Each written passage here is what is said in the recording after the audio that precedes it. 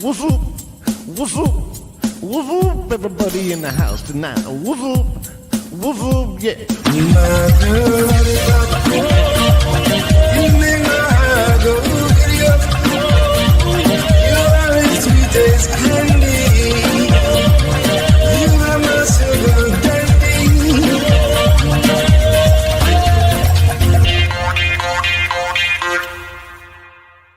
Monday in the studio. Welcome back to the Garrett and Steve Show, everybody. I hope you had a great weekend of watching some great football games.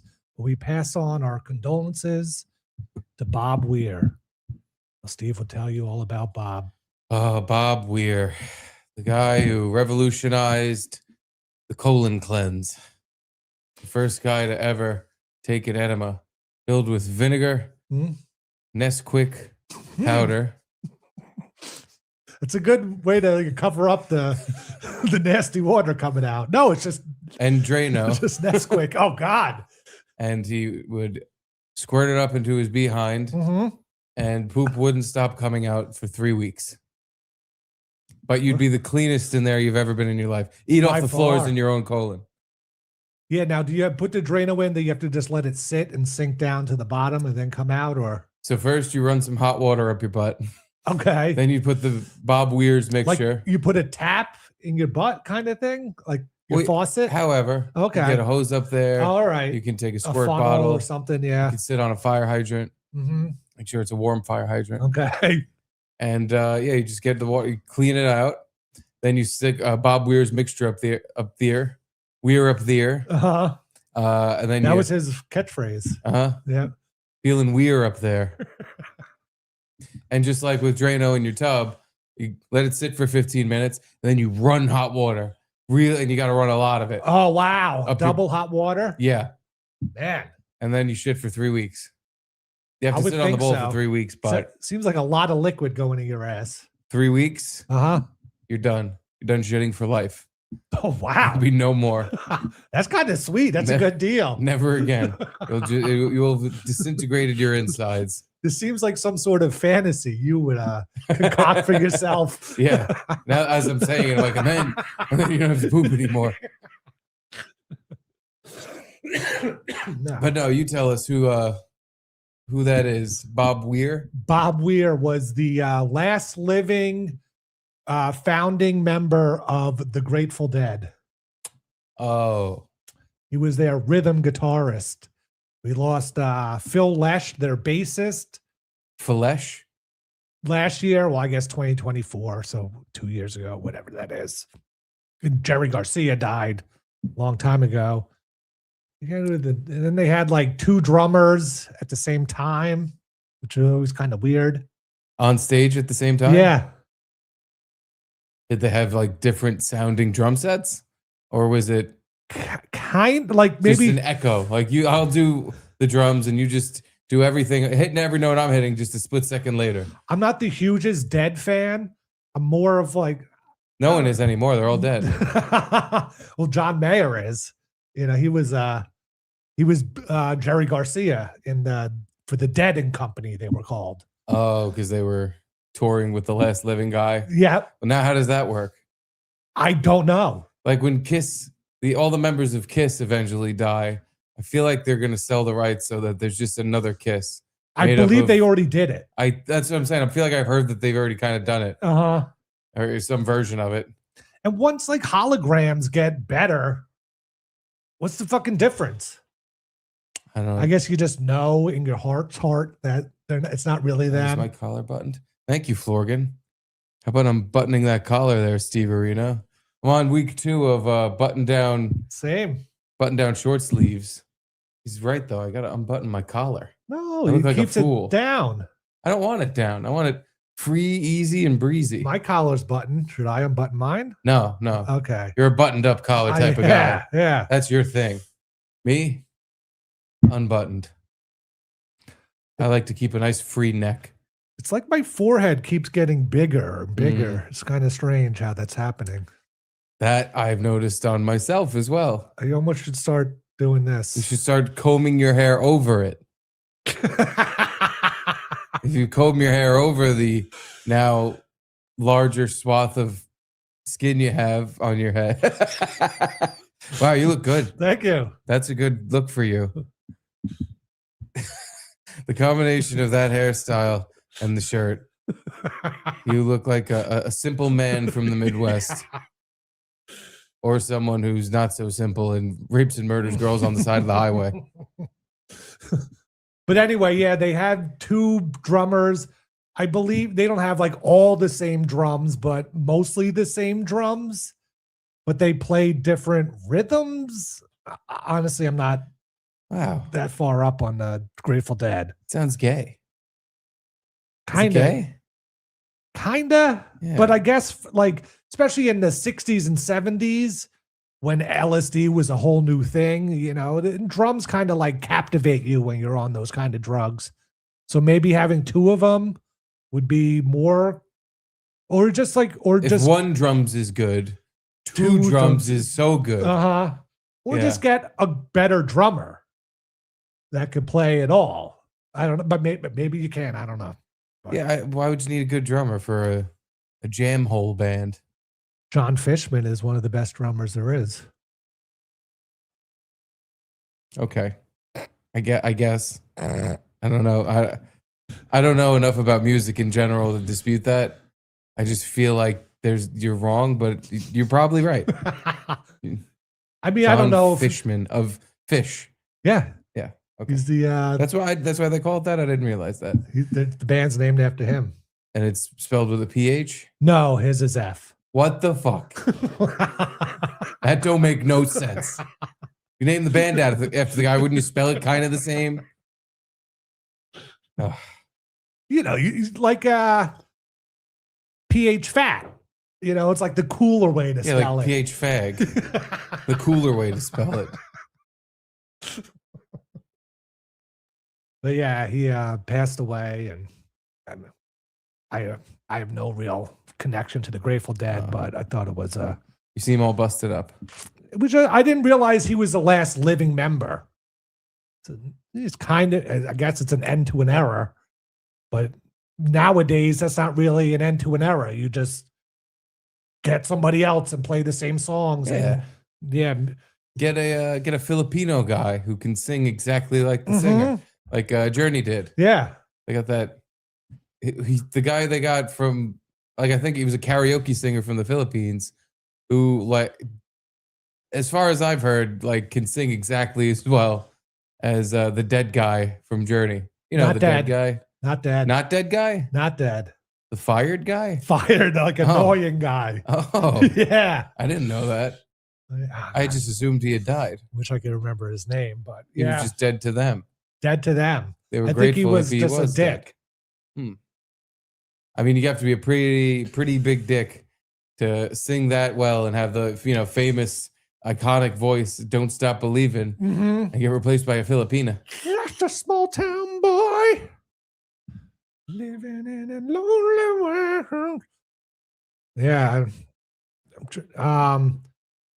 Well, Alice in Chains, but their singer died. Who else? What other bands? Pantera. Well, the singer didn't die. No, but the guitarist. Yeah. Yeah.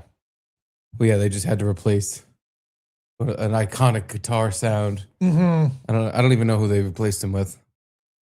Nickelback Daryl. Oh, that's right, Mr. White. There was another death over the weekend. Yes. Chargers football croaked last night. That's what I was going to say. Every game was down to the wire. What was it? Every team that was losing with less than 2 minutes won their playoff game. And then the Chargers come in and score 3 points. 3 points. For most of the game. And God, the quarterback, Justin Herbert, was just getting destroyed constantly. He's going to need Bob Weir's ass clear. Especially because he got wrecked last night. That was rough. I'm sure everybody was very happy in the Bisconti household. I'm sure. They were fighting about the Charger game on a Thursday. The game wasn't until Sunday night. And it was already a to-do in the Bisconti home. Well, you don't have to worry about that anymore. That might be bad. Yo, look how much forehead I have. My forehead's growing. No, you have good forehead. So far, I gotta do what you're doing. There we go. Now we're two boys with no foreheads. Nice. Just lustrous, luxurious hair. This is good Hi. luck. Welcome to Hair Boys. They're hair boys. Do you have any good bets going on or nothing like that? I have won more bets in the past couple days than I have in the entire season. But they're all little shitter bets. All right. So I've just been making back the money I've been betting. Yeah, of course. That's what you always do. Yeah, it's been cool. But I won you $6 and some change at Gino's. Oh, that's right. Yeah. Yeah, you got the betting party going. I put in like 3 bets at Gino's house, lost all 3, and I just threw my phone at you and said, hey, why don't you put a fucking bet in? God damn it. Angrily. And that's how you win money. If you angrily tell someone else to just pick something. I literally, if you had picked anything, you could have picked any like long shot bet, any stupid thing, I wouldn't have cared. Because you were more likely to win than the mush. Because I was a king mush. Every which way I put a fucking game. I bet on, there was 3 hockey games going on. I bet on the same 3 hockey games 2 different ways and lost every bet somehow.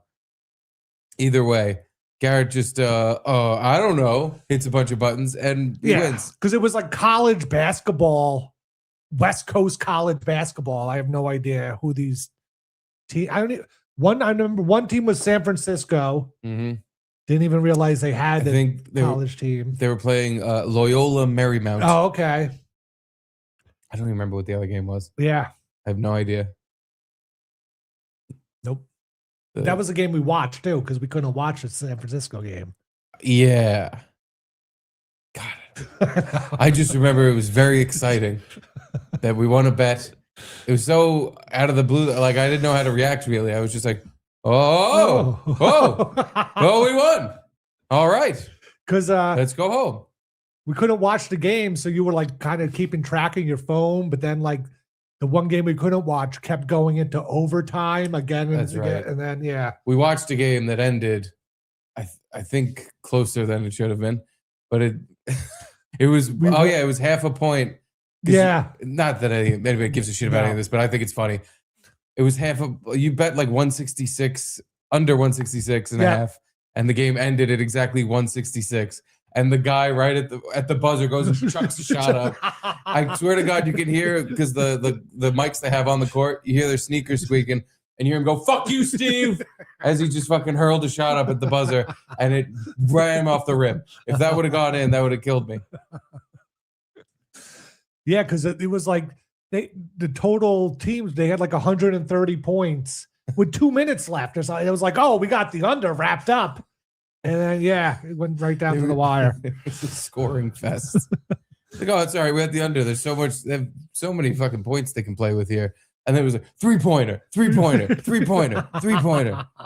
And I remember saying, like, as we were watching, I'm like, this is why people gamble, because this doesn't make sense. It becomes exciting because you're just like, what the fuck? Why are they scoring? The game's over. Why are they scoring so much?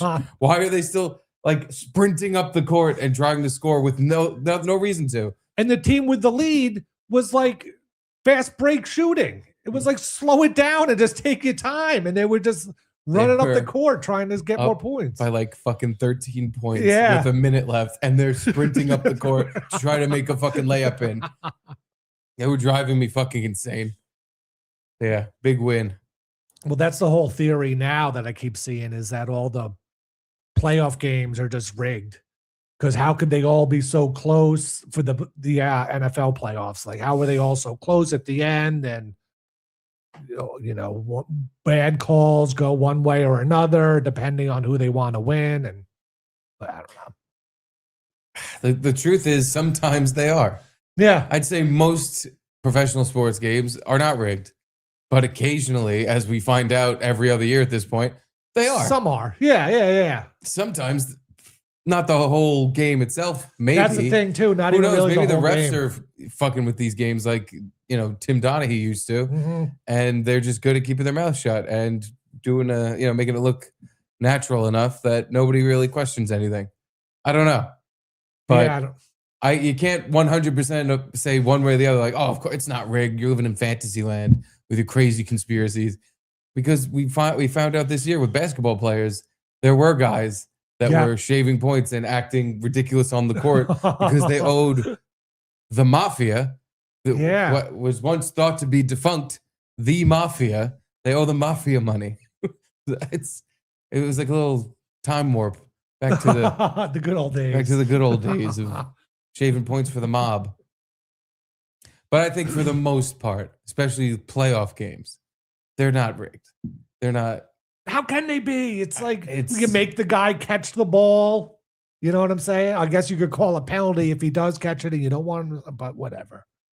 It's never a thing where the whole team is in on it. That would be no. That I don't even think the 1926 White Sox, the whole team was in on throwing the game. Well, the one guy was just one. Yeah, Shoeless Joe Jackson. Shoeless Jew Jackson. Yeah, supposedly. But who knows? Pronounced supposedly. Supposedly. Thank you. I worked with a guy who used to say that. Supposedly. Unironically. Well, supposedly they came in and I worked at the dealership. Supposedly they're looking for a Ford Fusion, but they say they only want to pay. And, they supposedly heard on a commercial they only pay $200 a month. Nobody ever corrected him, including me. Nobody ever told him it's not supposedly. Because he was so stupid. Whatever. That would have been. You're not going to even change really it. Chipping away a mountain of retardation. Like, who cares? Let him say supposedly. He's supposedly a non-mouth breathing retard human being who has a job. Supposedly. Speaking of drums, Andy Slater drums. Drums suck. They're heavy, and you have to set them, take them down every gig, which chicks love. Now, I thought, at least my friends that were in bands, usually when you go to a gig, there's a drum set there. Where did that drum set come from? It's like the club's drum set, and maybe you bring your own snare drum or whatever, but there's a lot of times there's just some drums there, but maybe not. I don't know. I feel like if someone took themselves seriously as a drum man, they'd bring their own drums and have their roadie set it up. And tune the drums correctly. Yeah. Doom, doom, doom, doom, doom, doom. Doom, doom, doom, doom, doom, doom. I want to start a garage band. I'm the roadie. I'm just going to set up all the equipment. I'm not going to play any of it. And I'm looking for people to play. Yeah. For people to play. Well, thank you, Andy. Thank you, Andy Slater. Andy drums. Slater drums. Did you have a roadie? Did he catch blowjobs? Is that how it works? The roadie gets head, and then he lets people into the VIP. I would guess so, right? That's what I heard. Like, I never believed those stories where it's like David Lee Roth in the middle of a song went under the stage and got a blowjob. Those kind of things. And it's like, how much of the song did you miss? You came in a minute and a half or something. Maybe even a minute and a half if the lead singer's not out there for that long. It seems kind of weird. Maybe you just kind of miss maybe you miss a couple songs. You're like, whoa, this is awesome. I believe that would happen. The rock and roll stories from back then are all, every woman was at the show that was a giant whore. So I believe it. Yes, but you're drunk, you're on coke. How effective is your dick working at the moment too? Maybe it wasn't a full blowjob. Maybe it was just a novelty. Okay. Like he went onto the stage and got his all right, got his joint copped, and then he just was like, oh, I got to go back up. That kind of makes sense. Like maybe he didn't even get wood. He just did it for fun. Ooh, someone paying to skip the line. Aaron Kraft. Thank you, Aaron. If you do the football show at Gino's and their house guest is still there, you should wear your Kaniga hats. Forgot about that. Yeah. Gino has a jersey. He does. There's no way that house guest is still there, though, right? No, right? I don't know, honestly. Maybe she's staying there for the duration. Maybe she's like a month or two. Yeah, I mean, she had a hotel room to go to, but didn't go to it. Yeah, we were Gino's Thursday, and Keanu's friend from back home came Amy, to take visit. your top off. That's such a funny name. And she was going out on a date with a black gentleman. Yes. A black gentleman caller, I believe. And you forgot she was there because she was in Keanu's room. And we were testing the microphones or something.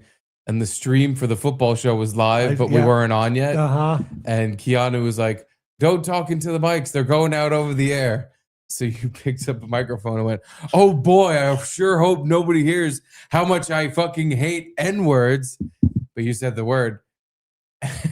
And I was cracking up because a second later you were just like, oh, sorry, Amy, I forgot you were here. Oh, geez.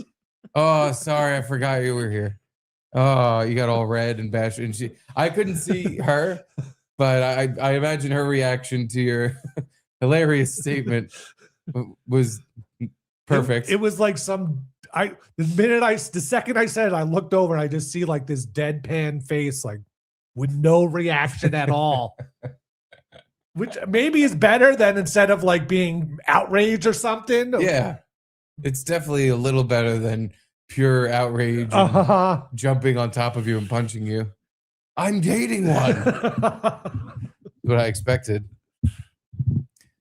I apologize. Yeah. Keanu apologized for me too. It was like, you're just trying to be funny, offensive, or whatever. She's trying to explain it away. That girl all night had to be repeatedly told, they're just being funny. Yeah. They're just being funny. You know how you can tell when someone's just being funny is when you're laughing like you're not. Because there was also a couple times when we were doing the stream at Gino's that you walked by the camera and we were jokingly just like, oh, what the fuck? Yeah. It's your fucking problem. Why are you walking by the camera? What the fuck? And she didn't think that was very funny. No. She got pissed off. And Keanu was like, it's okay. They're just joking. They're just joking. Yeah, it was. She didn't really seem to have like she was nice and everything, but she didn't seem to enjoy our presence. No, right? No, she didn't. And during our show, she fell asleep on the bed, which is kind of insulting. So maybe she needed that little. It was a long flight. Had to get some rest for her. Oh, is that where she's from? She's from South Carolina. Yeah. Oh, okay. Wherever Keanu's from. Oh, that's right, because they were friends since they were babies. Yeah, that's right. But I wish I could replay that moment over and over again of just you, with just your chest out. Boy, I sure hope nobody hears how much I fucking hate N-words. And then the second later, looking up and go, oh, sorry, Amy, I forgot you were here. You know, by the way, you're apologizing to a white lady. Like, what is that even? You shouldn't have. I don't. She was about to go see one. That's besides the point.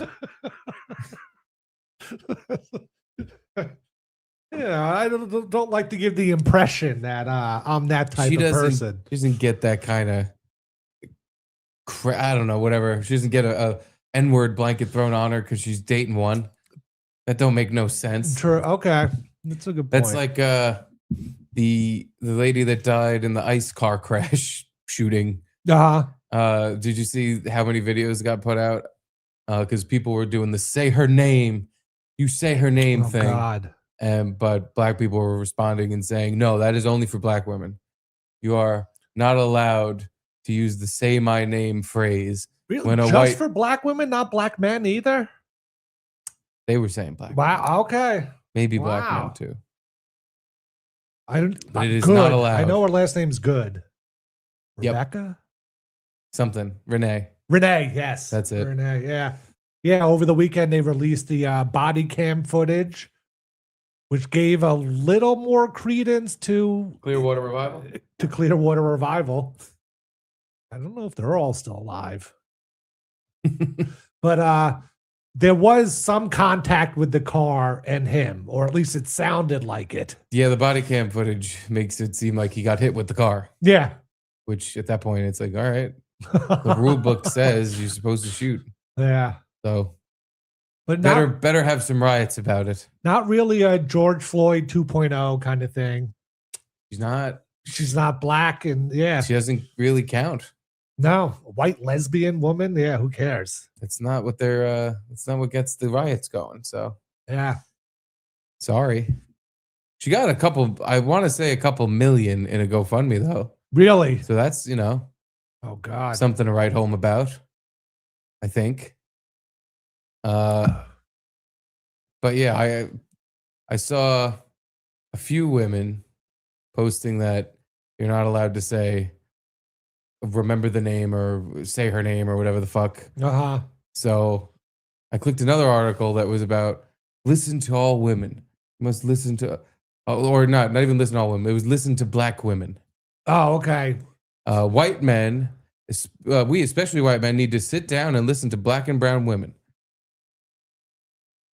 Should we read? I could pull up there is an entire article if you want to read it. Okay. I think we should skip it though because it's really long and awful. Okay, it's really long, yeah. But it seemed like it would be rage engagement. Enragement, yeah. I could pull it up. But real quick, Angelo says Garrett is the new Booker T. We're coming for you, Will. Okay, I know the clip of Booker T when he says the N-word. Oh, that's right. He says it and then he literally tails off. He gets through about a G and a half before he says, "We're coming for you." And then he just looks down and goes, fuck. Was he supposed to say that on TV? Shit. What a mood switch where he's feeling it. He's just going with the flow and then halfway through a word. It was similar to what happened on Thursday. Fuck the article. It's too long anyway. We're not reading all that. And it was just, listen, people who come from places of privilege, yada, yada, this, yada, yada, that. Pork Chops 2345. You guys see the Keanu is famous and in a book? I did not. No. How do we find this out? Yeah. How about some more info on that? How do we find the book? Anyway, here's the video I was referencing. Okay. This man attempts to listen to a black and brown woman and doesn't really glean any new information from her. No? No. What's your message to straight white conservative men? Listen to minorities, listen to women, listen to people who are trying to educate you. Don't live in ignorance just because it's easy. What is a woman? That sounds like a loaded.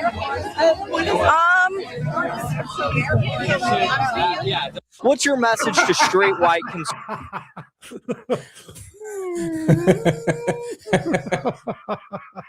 It's just the perfect face.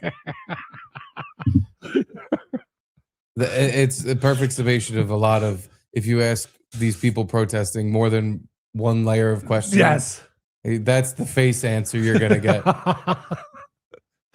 That's a meme face. Like that's a good reaction face kind of thing. Yeah. That's it's a good femme jack. Do you have a lip ring too? Double lip rings. Oh God. She's got the nose one too. The standard nose piercings. Not the septum, I can't tell actually. Yeah, there's something in there. She's got some kind of metal boogers. Ugh. It's like a couple things though. Not just one thing. But all right, that she said, listen to black, brown women. That's what we have to do as white guy. You white guy. It's not horrible advice. It's just you shouldn't just only listen to them. But all right, fine. Let them say their opinion. I'll consider it and then consider it wrong. That's extremely considerate of you, Garrett. Thank you. Now, let's go and listen to a black woman about this whole Renee Good situation. Okay. We think we have an opinion that matters. Maybe we're stupid. Maybe we should listen to someone else from the part, the side of the fence we don't hear so much from. Mm-hmm. The other side of the tracks. Yeah. Yeah. Maybe it'll enlighten us and we'll know how to act. Okay. Afterwards. or maybe even after hearing what they have to say, well, it still won't be good enough, and we can tell people our white tears mean nothing, and being white and trying to help is bad. Did you see that video? I forgot to save that one. No. Oh my God, maybe I can find it. It's a white lady at one of these Renee Good protests saying, "I feel really sad, but my white tears aren't helping." Oh my God. And just started talking about how being white wasn't helping, even though, and it's just like, what Isn't that all done with, all that stuff? people are clinging on to it, man. Yeah. They don't want it to go away. They love I guess in those like blue This, like, sky circles, there's still self-flagellation. going on with that stuff. I'm the worst person in the world for existing shit. I can't understand it, but let's listen to someone with an opinion that matters, Garrett. Okay. I want a black lady to tell me what to think. Renee Nicole Good died being a nigger lover. Oh no. She died because she wanted to protect niggers. This isn't who what would I not thought piss I was on her gonna- if She was on fire. Anybody saying that she didn't try to run him over, you're a nigger lover. Thank you. My message to white liberals is that these people want you dead regardless. It doesn't matter. Give them everything they want. Let them scam. They still hate you. They still hate white people. They hate you. You can't feel bad for these people. When you have that superiority complex, that you're a white woman saving the niggers. Oh, I have a mission. I have to save the niggers. And the funniest thing is the very people that she was out there and got shot for are making fun of her death. They're not hailing her as a hero. Renee Nicole. Okay. I got to be honest. Some good points. That's the first black lady I clicked on. That's not what I was expecting No. as her opinion. That is 10,000 times harder. Ours I would have thrown on this situation. Gino Bisconti blushed when he saw that clip. I mean, that was some rough language. Yeah. Okay. I think She has a point. we have to listen to this, Garrett. Uh-huh. We have to listen. This is open your ears and your mind. You have to listen to this. I'm agreeing. I think this whole movement. Well, now is agreeing is bad too. If you heard what you said, it's all you agreed with the N-word. Oh, damn it. This is kind of a catch-22. Yeah, Your yeah. white agreement doesn't help anything. Remember that. That's right. Okay. Keep your white I just have to tears. listen. You just have to listen Uh-huh. and eventually just kind of pass away, I think is what is supposed to be happening. Listen, never talk, and pass away. Yeah. I think that's what you're supposed to do. That girl had like such perfect skin.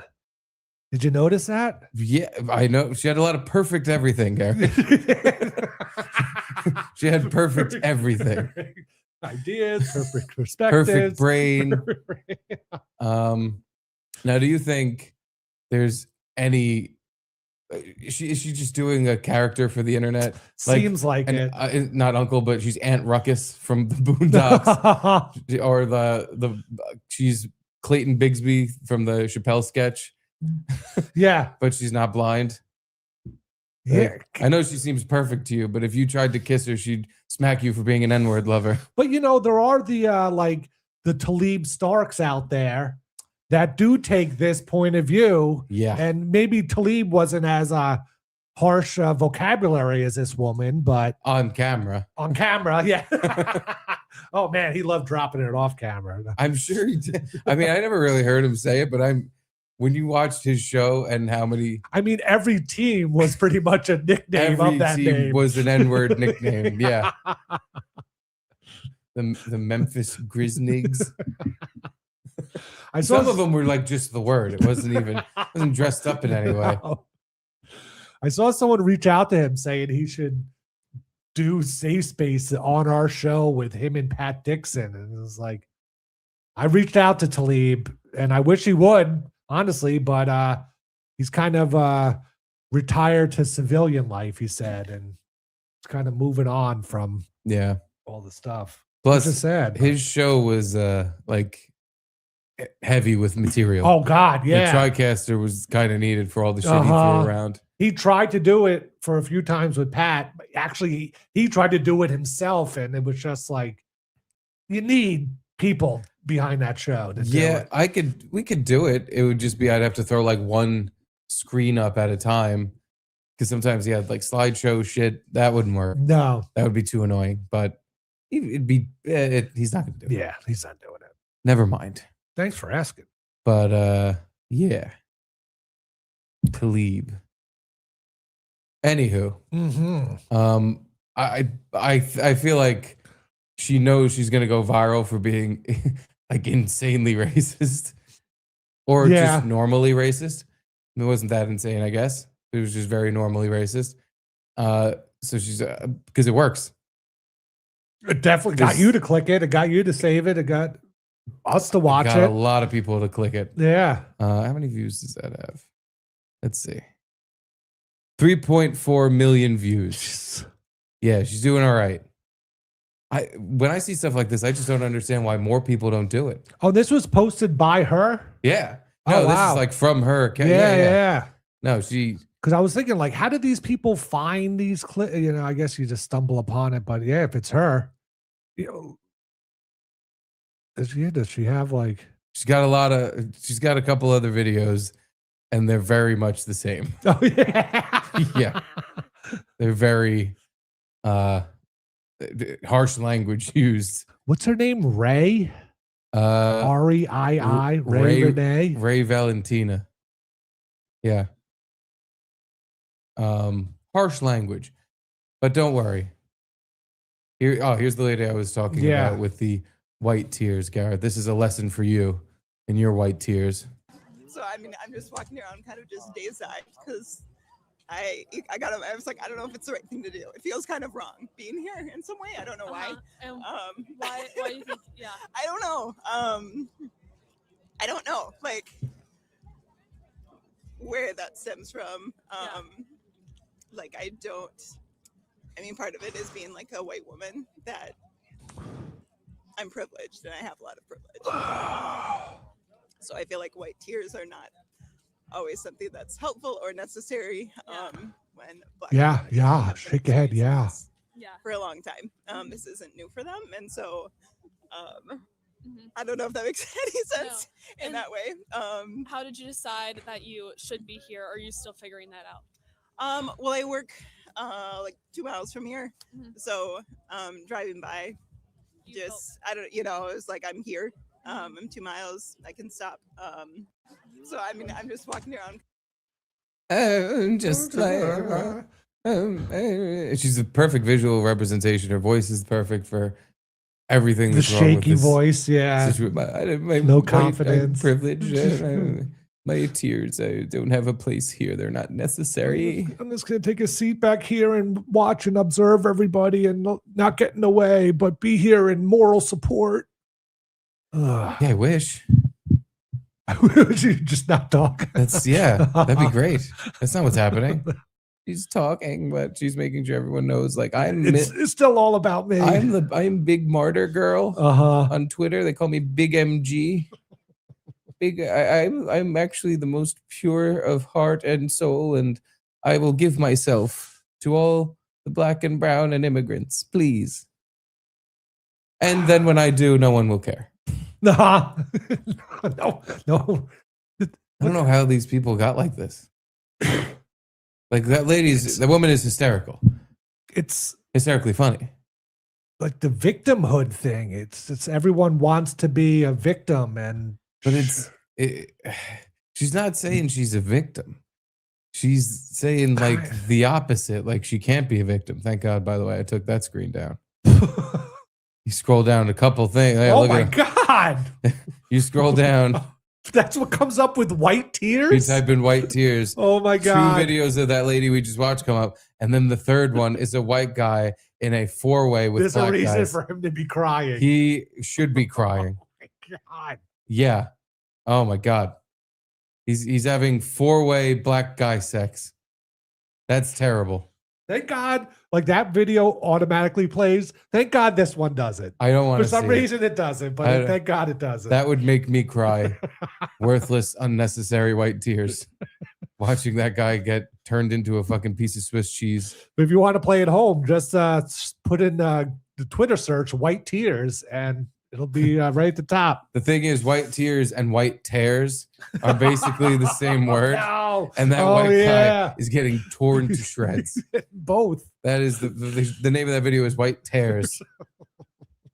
He's getting murdered by penises. That is That's the worst thing I've seen. Garrett, what would you rather watch? The footage of that lady dying 100 times in a row, or the footage of that white guy getting pummeled by 4 black my cocks God. 1 time in a row? The woman easily. That's how That didn't affect me at all watching her die. how visceral of a reaction we have to gay porn. But it's funny, even being desensitized from it, because we played it on In Hot Water every day. It was Even when we played it, I would click play and then be like, "Oh God!" I just like put it up there, let other people see it. But I'm not really. I couldn't look directly at it. I'd have it like in my periphery to make sure it was up and it was on screen. Because Gino was always asking for it, and I had to do my job. I have a job to do, and I will do it damn good. So Gino was begging for porn every day. So every day I would put up the gay porn. Yeah. But I couldn't look directly at it. Because if you caught yourself staring at it, you'd be like, oh, it would make you sick. Oh God, ew. It's just it ain't right. Because it's not even the parts you're thinking of. Like, sure, a dick going in a butt, that's terrible. But it's when you'd look at it and you just do the kissing. You're like really making out and God. blowing. No good. That was the thing. Like any sort of interaction between two guys I couldn't really directly look at, but like Fat Cakes 99 or whatever his name was, I could watch that. That was just hilarious. That was just funny. I could stare at that. The fat gay guy who just shook his ass. Yeah, that we thought was a girl. Joyce gave me for a while. I didn't really enjoy that either, but I just thought that was funny. It was easy. Yeah, it was definitely funny. It was like the one of him, his ass sticking out of the bathtub water. That one was funny. That one was. Some of them were less funny and more just like, because he was just like showing off his parts. Yeah. But that one you're talking about, where he was clapping his butt cheeks in the bath and it was splashing everywhere, that was pretty funny. But yeah, the best part about showing all that great gay porn was when Gino would have a guest on that he cared about. Yep. And he'd be like, "Oh, could you guys pull up that link I sent you?" And 100% of the time, we would pull up the most awful, hardcore gay porn, and just so his guest would go, "Oh, whoa." And sometimes for a second, Gino would be like, "Come on, guys. Come on. This was a serious guest." But he knew, like, whatever. Yeah, what's he gonna do? Whatever. Yeah, this is the link I sent them. What was he gonna go into his COVID rant again or whatever? We saved him. It was great when he was talking about a topic, like if he was talking to a guest about baseball or something, because then we would just go, "Oh, gay baseball porn," because you can find 100% of the things you look for with any theme and gay porn. They've made every single thing you can think of. Everything, every gay guy sport, fucking everything. a vacuum. Found that. Every sport, every like topic, every movie has been redone. Gino said, "Hey, can you guys pull up this Columbo clip?" And he pulled up a clip of a detective shoving his baton up a delinquent's ass on a stairwell. And he's like, "Oh, I remember this episode of Columbo." He was trying to solve the mystery of why his baton stinks. Yeah, so let me see. If I put it in here and I take it out, that's where the smell's coming from. It's coming from the cum and poop in your butt. He's like, "Guys, I didn't ask for gay porn. I asked for an episode of Columbo." He said, "This is what you sent us, Gene." Like, if he was talking about baseball with a guest, he would just they had a lot of sports gay porn. Oh, yes. A ton of it. Yeah. There's some correlation with guys that really, really like sports.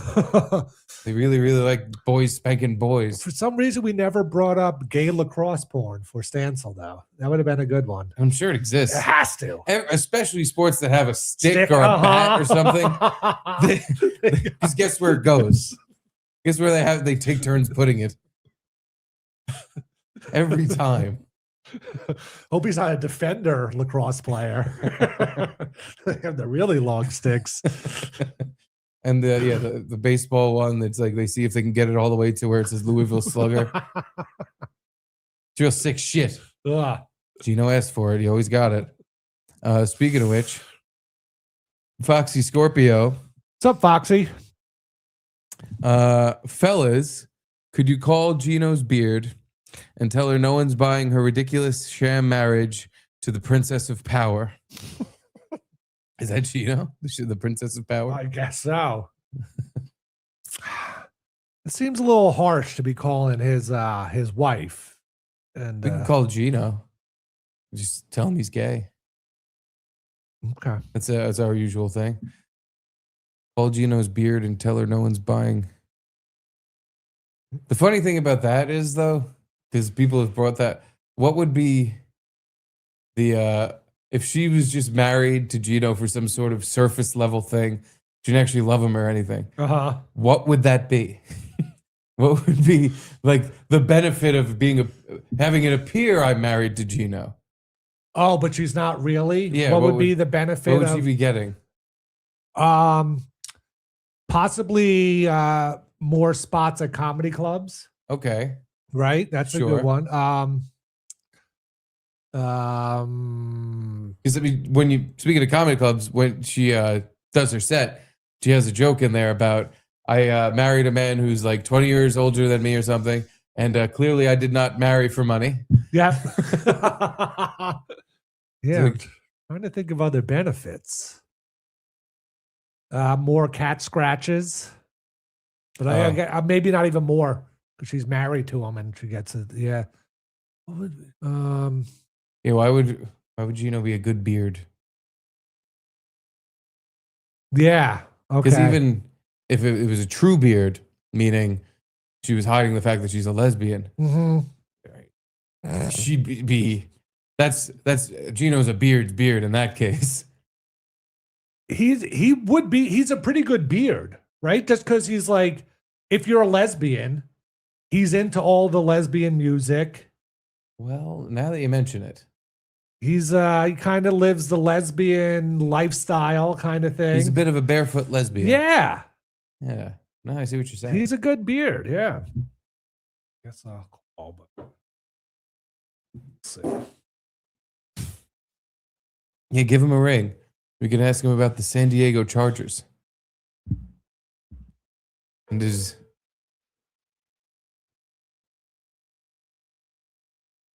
he might not pick up. He might be slumped over in a gutter somewhere. Yo, dude. San Diego Superchargers. How you doing? What a joke. I was having this conversation with Stancil today. And again, this is the conversation we've had, Garrett. Would you rather be you? Okay? And every week you're a Jets guy and you're like, we stink. It's a nightmare.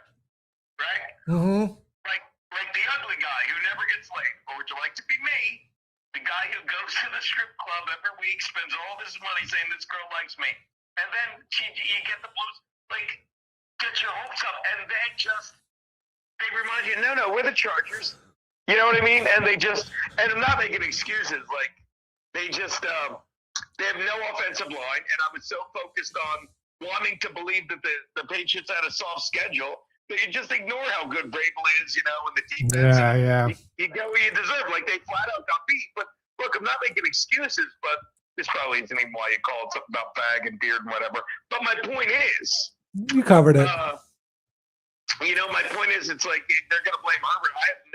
Herbert didn't. Oh, and I don't know if you saw this, probably not. Our running back, Omarion Hampton, he fucked up his ankle during the week. He played one play. Yeah. You saw him go to cut on his ankle, and he went down, lost the yard, and he never came back to the game. Yeah. That was good. Yeah. What was Stancel's answer? Same as me. He agreed. He's like, we haven't been in the playoffs since 2011. There's no answer. The answer is we all need to stop watching football. I'm quitting tomorrow. Done. It's true. Wow. We should all just stop watching football. So you're watching the game tonight and then you're quitting. And that this is my last drink. This is my last cigar. This is the last time I'm jerking off the porn, and by that I mean you two with a wig. I'm done. Wow. Okay. That's a lot. It's a lot to go cold turkey at once. I'm lying. I'm jerking off the porn with a whiskey bottle up my ass right now. It's great. Yeah, I don't know. The thing is, like when the Jets, in 2010, 2011 went to the championship game back-to-back years and eventually lost, that was exciting. Like now I just watch I barely even watch the games. It's like, whatever, who cares? And I'm not into it at all. It's kind of fun being into it, even if they get a little heartache at the end of the year. A little? Dude, I had to call two people I was angry drunk. Do you remember that time Steve said Gene just needs to stop speech to texting? Yeah. I really do. I was screaming at a longtime fan, and I called him and apologized today. I didn't scream at him. I speech to texted at him. Drew from Chicago, love him. I called him today. I'm like, dude, the Chargers make me an angry drunk. And he's like, and he goes, because we were fighting on text, like, I've been drinking all day too. I love our fucking fans. It's so good. How did it watching the game on Sunday go? Was Keanu able to do her cooking with Kiki stream? We did a pajama cooking with Kiki Saturday night, which was a lot of fun. But I streamed. I think I streamed 3 games this week. I did the Panther game, and then I was supposed to have a show during the Charger game, which I had, but it got canceled at Dangerfields. That happens a lot. So Where? I'm streaming the Bills and the Chargers. I like doing that. At what club? Rodney's Dangerfields. Where the club that books me on the regular still. Oh, I thought you meant Safety Fields. That's pretty good. Are we doing that? I forgot about that. Safety Fields. That one took. That's a good one. Good one, Garrett. Thank you. All I know is when I say fucking. All I know is when I say E-Rock's a fucking piece of shit scam artist. We're That's the moment where the woman that I take all over the country touring with me brag about. That's the moment that I don't think she's a good pot. She's not here, of course. I'm not stupid, guys. You think I'd be jerking off with this cookie you with the Chargers if my wife? Am I right, ladies? Where is she? Did you throw her out the window yesterday during the Charger game? No, she's either at the gym or grocery shop. Oh, going to the gym and eating better. Wow. Going to the gym. What's the score on the football game right now? 3-0 Steelers, who I cooked. Wow. Oh, you think they're going to beat the Texans? Number 1 defense? I All do. right. Okay, good point. Here we go. Hold on 1 second. Bob Fana Patrice. The gay porn interviews were so damn funny. I miss them. No homo. Thank you, Bob. I agree. Yeah. There's a lot I miss. And one of the things I miss is when, Gino, when you were talking to someone that you either like had respect for or wanted the interview to go well, and we would just you would demand we throw gay porn up, and then I would hit the button. I hit the gay porn button. Yeah. I remember it vividly. Fucking idiots. I think what is that? We have a clip of Columbo. And then how about when George Sugar's like, do you do competitive bunking eating? We have a clip of it. Oh, I love this thing. And then everyone loves Sugar because he makes things like, what did I think? He looks at me like, what did I think they were going to show? I'm like, yeah, you get used to it. You pick it up. You're an asshole. It's like, that's my fault, right? Yeah, that's your fault. Like when I said, show him the clip of Columbo. I've seen every Columbo I ever called it. It's so funny. I think he needs a dick in his ass. Yeah, I saw this one. Do you remember the fat guy that was jerking off on his stairs? No. Of course. There's a guy watching somebody's house, right? And so was the other guy, Kirby Barry. Wasn't he the guy that would always call and then he'd accidentally come right before we put him on the phone? He beat the tough dog. Oh, damn it. Remember? Oh, I have to put up a classic episode. I keep forgetting. I had such a busy weekend. But wasn't that the guy? Yes, Curvy Barry. He would call in. You'd be amazed how many, and I'm good. Thank you for reminding me because I forgot to do it this weekend, the $10 bonus. You'd be amazed how many episodes I put up, and then I do one more double check. Like, no, there's an episode I wanted to put up last week, and out of the blue, there's a clip. Brett Favre was on, and he takes his dick out of his pants and he draws 2 swastikas on it. And I'm like, I don't think I can put it. And to coach Kevin Brett, I said, YouTube terms of service and deleted it. Yeah, that's water is very, very hard to put on anything, Mhm. especially YouTube, because there were so many episodes where if we didn't even play like a video of gay porn, sometimes I would just flash on screen the picture of that guy who had his eyes crossed with a dick crammed in his mouth. Oh, it was so good. So good. That's on so many episodes. It's on a lot of them. Oh, so funny. Really makes it hard to post. Dude, the less we forget, if you hit the F on, you just had to hit the letter F on your browser and it went to faggot.com. Yep. Which, as a website, was a bit of a disappointment. I feel like there was really nothing on Mhm. but yeah, that was my on my browser. You just typed in the letter F. Faggotini.com was a pretty good one. What was the website? And you know what, and I do this is two parts. One, the website that had the picture of the really, like, remember, one was like two trannies, one with tiny tits and a huge dick, and one with huge tits and a tiny dick. And then Maxwell is still one of his favorites, and this is saying something. He goes, I loved when you had Dr. Steve on, and you're calling him out on COVID. And he's like, and I think we're winning. So when he said, if you look at the one on, if you look at subject A versus subject B, and you're showing those two trannies, and fucking, I'm like, yeah, we're looking at it. That's right. I forget there's like big something and fuck. Yeah. So it was like a cop show. The big, oh god damn it. I can't remember. Because it was the Asian guy with the huge cock, right? No, there was a black guy. Oh, the black guy with the huge cock, and then the Asian guy with the little one. Yeah. Oh, I know what it was called. It was a TV show. It was a cop show called Lady Penis and the Black Man. And it was a guy on the bed in that weird pose. I'm like, he's got an amazing ass. And we were like, I think it's a fake ass. What? Yeah, Lady Penis and the Black Man was a buddy cop show about an Asian trans person with a small penis and a black trans person with a huge penis. And they wouldn't even solve any crimes. They just had a bunch of horror sex. It looked like a boomerang. It was disturbing. Curve, yeah. For a woman, that black man had a huge hog. It was a bit much to look at. Doing stuff? All right, well, we'll let you go. Just wanted to get your temperature on the Chargers. What are you gonna do? This is what I got. Did you punch a hole in your wall? Their offensive line was decimated. You know? Did you cry? They weren't. No, I wish I cried instead of fucking angrily speech to texted people. I wish I acted like a faggot rather than screamed at everyone of my friends calling them back. Me too. All right, buddy. We'll let you finish the football game. All right, we can watch we can all watch the Chargers and Jets and Giants golf this weekend. That'll be great. In Cancun. Let's do it. Go Giants. Later, buddy. I'm gay. You're gay. I wasn't going to ungay him. You know, I felt like he was a little down today. I didn't want to the Chargers pile on. Yeah. Having a bad day.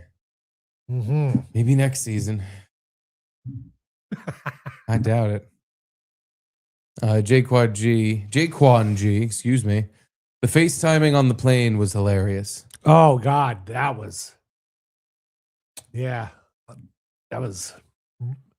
like a core memory thing. Like, I'll never forget that. Oh, my God. The times we did that, I would laugh so hard I had to like stop because I felt like I was going to pass out. Like, I laughed so hard, so fast. It was like the oxygen in my brain was getting cut off. I felt like I had to grab something and hold on and like calm myself down. I was laughing way too hard, too fast. But yeah, was that the first time we did it? When Aaron was on the first time. So what we used to do is we used to Zoom or Skype with Gino or Aaron when they weren't in the studio. Uh-huh. And we would get them to show their phone to someone and be like, look, I'm on a podcast. Look, I'm on a show. And the second they would turn their phone around and show it to someone, we would throw gay porn on the screen. So this person would just be baffled and confused as to Because I mean, imagine you're the first guy was a security guard at a parking lot. That was Gino, right? Yeah. That was the first one? It was the first one ever because it was Gino at like in California when he was knocking over scooters. I could have sworn we had done it to Aaron before that and then because Gino was kind of like, oh, you guys showed him gay porn, didn't you? Like he kind of knew what we were doing. Maybe. I thought he was the first one, but it could either one. The They one were on the both around the plane same might have time. been the first one. Okay. So yeah, so the one on the plane, Aaron was on a flight and he was in like business class or something. Yeah. So we were like, hey, Aaron, can you show us all the people behind you? Because he was like, oh, I'm near the front of the plane. So like, all right, yeah, Aaron, can you show us all the people behind you? So he holds his phone out. So all the people behind him could see his screen. And the second he threw the screen up, we just put gay porn on his screen. So he was showing a plane full of people gay porn on his phone. You're laughing like it just happened. It's so perfect. I remember at the time when we did it, and he's just like, oh, yeah, see? I just hear him saying, yeah, see? I'm all the way in the front of the plane. And I just know on screen there's just a guy getting railed out. And he just pulls his phone down and goes, oh, Jesus Christ. And like shoves it on his lap. He was genuinely paranoid he was going to get kicked off the plane. And he should have been. That's something you could get kicked off a plane. If you hold up your phone and show everyone porn, you might get kicked off the flight. And then he was at Hooters and we did it to him again. And he was afraid they were going to like call the cops. He was picking up his food order at Hooters. Yeah. And he's talking on the phone. So the lady comes over to like, I don't even know. I think actually he was asking like, oh, is my order ready? He was like, oh, sorry, I'm on a show. Because he was talking into his phone with his headphones on. And he turns his phone around like an idiot and shows that he's like, here, look, yeah, I'm doing a podcast. And the second he did that, we threw gay porn on. And you see the girl's face go, oh, no. She really gets all stiff and walks away from him. As the other person that doesn't know what's going on, is it like this guy's like a perv and trying to like get me to see? Like, what are you even thinking?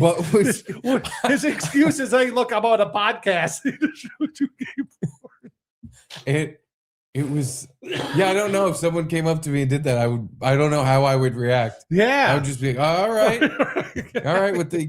Okay. Please get away from me. But yeah, that's how the parking lot attendant reacted. Yeah. Because Gino was talking to him and Gino's like, hey, look, I'm on a show. Look, I'm on it. And he turns his phone around and the security guard just looks at it and goes, no. And he starts backing away, like, get away from me. Like Gino had fucking AIDS. It's really a study in human psychology, though. Like you show people gay porn, they don't want to look at it. No. Everyone just repulsed by it. There's some psychological thing in there. It's so funny to preface it with, I'm on a podcast. And I'm talking to people on a podcast. Here, you want to see? And just two guys duking each other in the ass. And it's just like, what? Are those the guys you're doing the show with? What kind of show is this? Seems like something I wouldn't want to watch. Oh my God. With my pants on. Whew.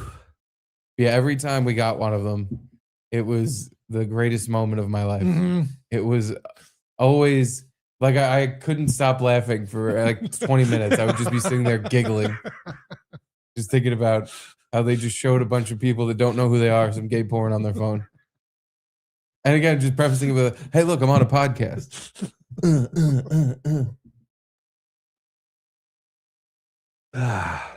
Maybe that's what we should do. Maybe we should just go to like Times Square with and gay just show porn. people gay porn on our phones. Yes, just walk up to people and be like, "Hey, I'm on a podcast. You want to say something to the people on the podcast? I'm on Joe Rogan's show. I'm Skyping in. You want to say hi to Joe Rogan?" And we'll just show a video of a short, like muscly guy getting fucked in the butt. Because people will all start like, "Hey, what's up?" Oh, because we got other people too. I just don't remember.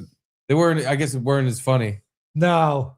Because those three we described were the ones where, like, we really got them. Yeah. Aaron and or whoever was showing the phone, like, they had no idea. And they're just like smiling and showing this random person their phone, and they have no idea what's on the screen. The plane one's my favorite. Just because Aaron's so proud about being in first class, and he's just like, yeah, look at everybody back there. But I don't think it was first class because like first class is closed off. I think he was like in the front row of business class. Oh, okay. So because like the whole plane was behind him, and could see his phone. So he held it up, and he held it up for a little bit too. One of the best days of my life. Yeah. Anyway, Brian Anthony, the fart sound effects timed with the thrust is a memory I cherish.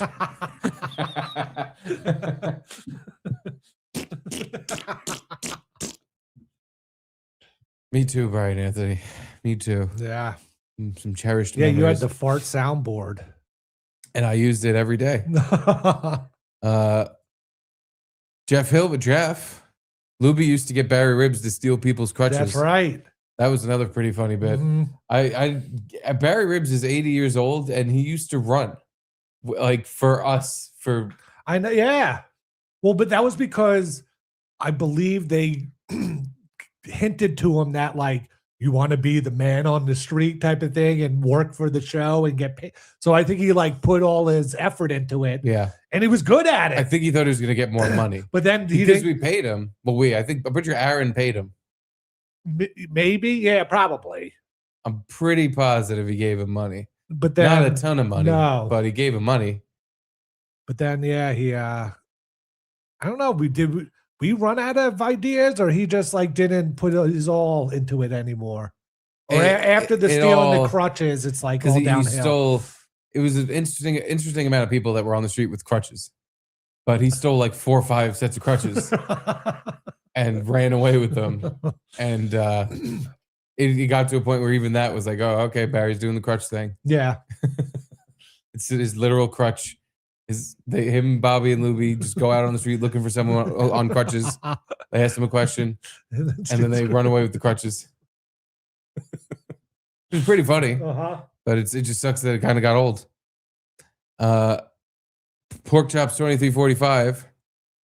My favorite can't win wokeism is how white people moving is racist no matter what. It's either gentrification or white flight. Good point. That's your favorite? You can't move into a neighborhood. You can't move out of a neighborhood. You got to stay put, but then you're not welcome in that neighborhood anyway.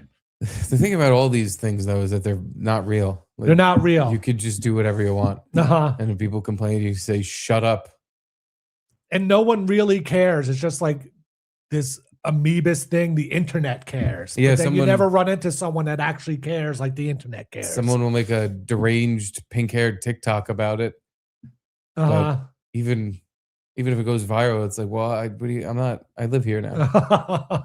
Or I'm moving. It's one of the ones where no one really cares. What can you do? Yeah. Thank you, Pork Chops. Thanks, Pork Chops. And Bob Fanta Patrice, that show was too damn funny to never see the light of day again.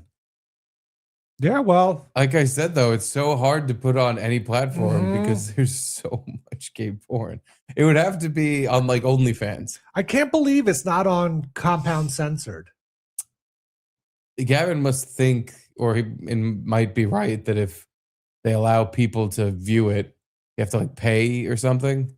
Even though I would think Anthony's company owns the content. Yeah. So I don't know. I have no idea. Maybe he just doesn't like any of us and doesn't want our shit on his website. That's what I think it is. That's what I think it is. But or I don't know, like, is the Compound site still a thing? Like, does the Compound app doesn't work, right? It's just this Compound Censored app. Yeah, I mean, I have no idea. I haven't tried to so use maybe you would have to like index all the episodes and type, put in all the info again for 2,000 episodes or whatever. Yeah, it'd be too much work, I'm guessing. Yeah, the only way to see most of the episodes is Gino could send you a hard drive because he has the copies of the originals. Other than that, and even that, like a lot of them are missing and they're all just date and a number. There's no guess who's on it. There's no Anything. It was just a anything. recording file name. Yeah. So you kind of have to just watch them at random.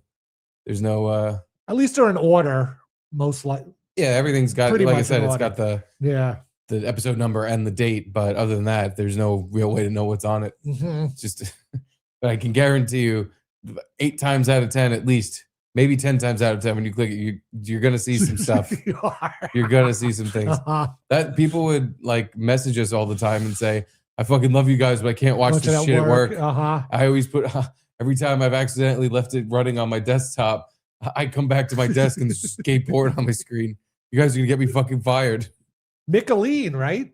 Oh, yeah. She was, afraid to watch it wherever she worked or wherever she was. Yeah. She said she worked in an office and that she would have to like click, get this off the screen, get this off the screen, because we would show so much gay porn.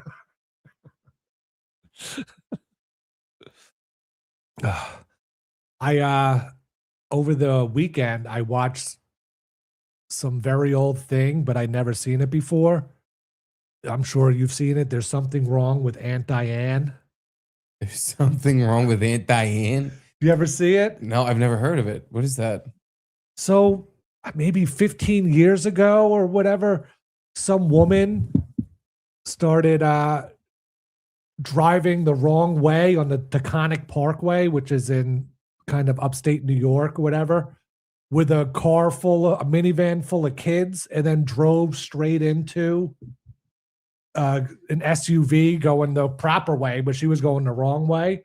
And it just exploded. The collision finally happened, and she died, all the kids died, except one kid survived. And then the 3 guys in the other SUV died too. But you never saw this? No. Oh, and it says it's from 2011. So this is. Yeah, it said like 15 years ago. It's been around the block. Yeah, it was a big thing when it first came out, but I just stumbled upon it. And it's like this mom, she was like up with her husband and her kids and a friend's kids. And they were up camping, like somewhere upstate. And then the dad and the dog went in a pickup truck and drove home. And then they borrowed a minivan from the friend's family. And she took all the kids and drove them home. And it was supposed to be like an hour and a half ride home. And she was like this, like super prepared mom that did everything right and did everything good. And then this crash happens where she drove the wrong way down the exit and ran into cars. And she had like a blood alcohol level of 0.19, which is like at least 2 times the legal limit, and had THC in her system. Yeah, she was drunk and high. But they were like, we had just left the campsite where they're like, she wasn't drinking or smoking, and there's no way she would drink with kids in the car. Like, this wasn't the type of person she is. It sounds like the second she got in the car, she lit up a fucking spliff and started chugging beers. So, like, maybe there was no evidence because she was just throwing them out the window on the highway, or maybe she like polished off a bottle of scotch and then just threw it out the window along with a joint. Well, it was Absolute vodka. They found a bottle of Absolute vodka in the car. Aha. But then the husband was like, no, we like pack up the alcohol we have at the campsite, and I must have not put it in my car and put it in her car, and the bottle just fell out of the bag when they got in an accident, and all these excuses and everything. And it just like, but like as they're halfway through the trip, the kids start calling their parents, and they're like, something's wrong with Aunt Diane. Like, this is going to be the name of a documentary someday. She says she can't like see or here, she says she can't really see it, but she keeps driving.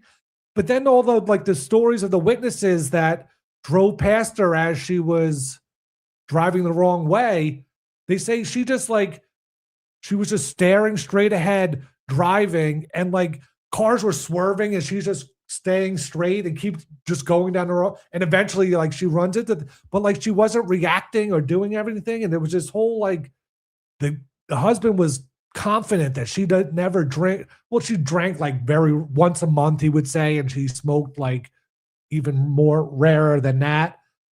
and he just wouldn't believe it. And he just kept like hiring private investigators to try to figure out what's going on. And it was just, I don't know, this really sad story of this guy that they don't want to believe his wife just got drunk and high and drove kids home. But like even Diane would never do that. When you're drunk, not Diane. They're from Long Island, so it's like this. Yeah. Diane. Should we watch the trailer? Sure, but yeah, but even like context. You're drunk and high, it doesn't mean you get on the exit ramp and start driving the wrong way, you know? I'm at the Con Expressway, the car is going like 70 miles an hour in the wrong direction. Accident, Route 117. Are there any injuries? Yeah, there's a whole bunch of kids. I want to know what happened to my wife. What they're saying is not true. I wouldn't be doing this. I said to Diane, have a safe trip home. If she stopped for Advil, something was bothering her. If you just come forward and say, I'm sorry, she made a mistake, you could accept that. What are you trying to cover up? You tell me she was having a stroke or she was Falco. hallucinating due to an abscess. We're going to have to live with that. There will never be a concrete answer with absolute certainty which can be given as to what happened. Who is that? So there can never be a concrete answer with absolute certainty. That was like some, I forget what they call a psychiatrist, but he had some other psychiatrist name that like looks into all the facts of the case and tries to make an educated guess of the mental state of the person that's in that the accident caused. You know, mentalist. Sort of, yeah. But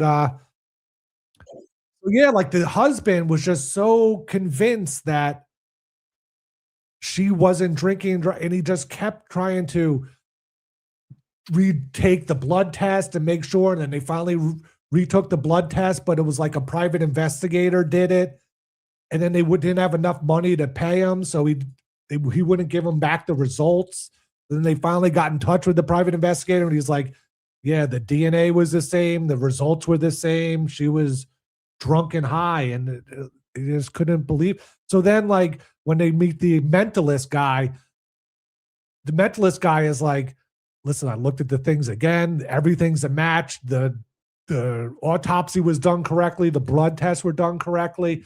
And the husband's just like, well, you know, she had like an abscess in her tooth and she kept rubbing her face. Is there any way she could like have a stroke and kind of flip out and not know what she's doing? And he's like, I mean, anything's possible, but she was drunk and high. Like, there's no getting around that kind. Yeah, that's the guy. This is the mental man? Yeah. The mental midget? Yes, yeah. Let's see. Dr. Werner Spitz. Mm-hmm. Dr. Werner Spitz. Medical examiner.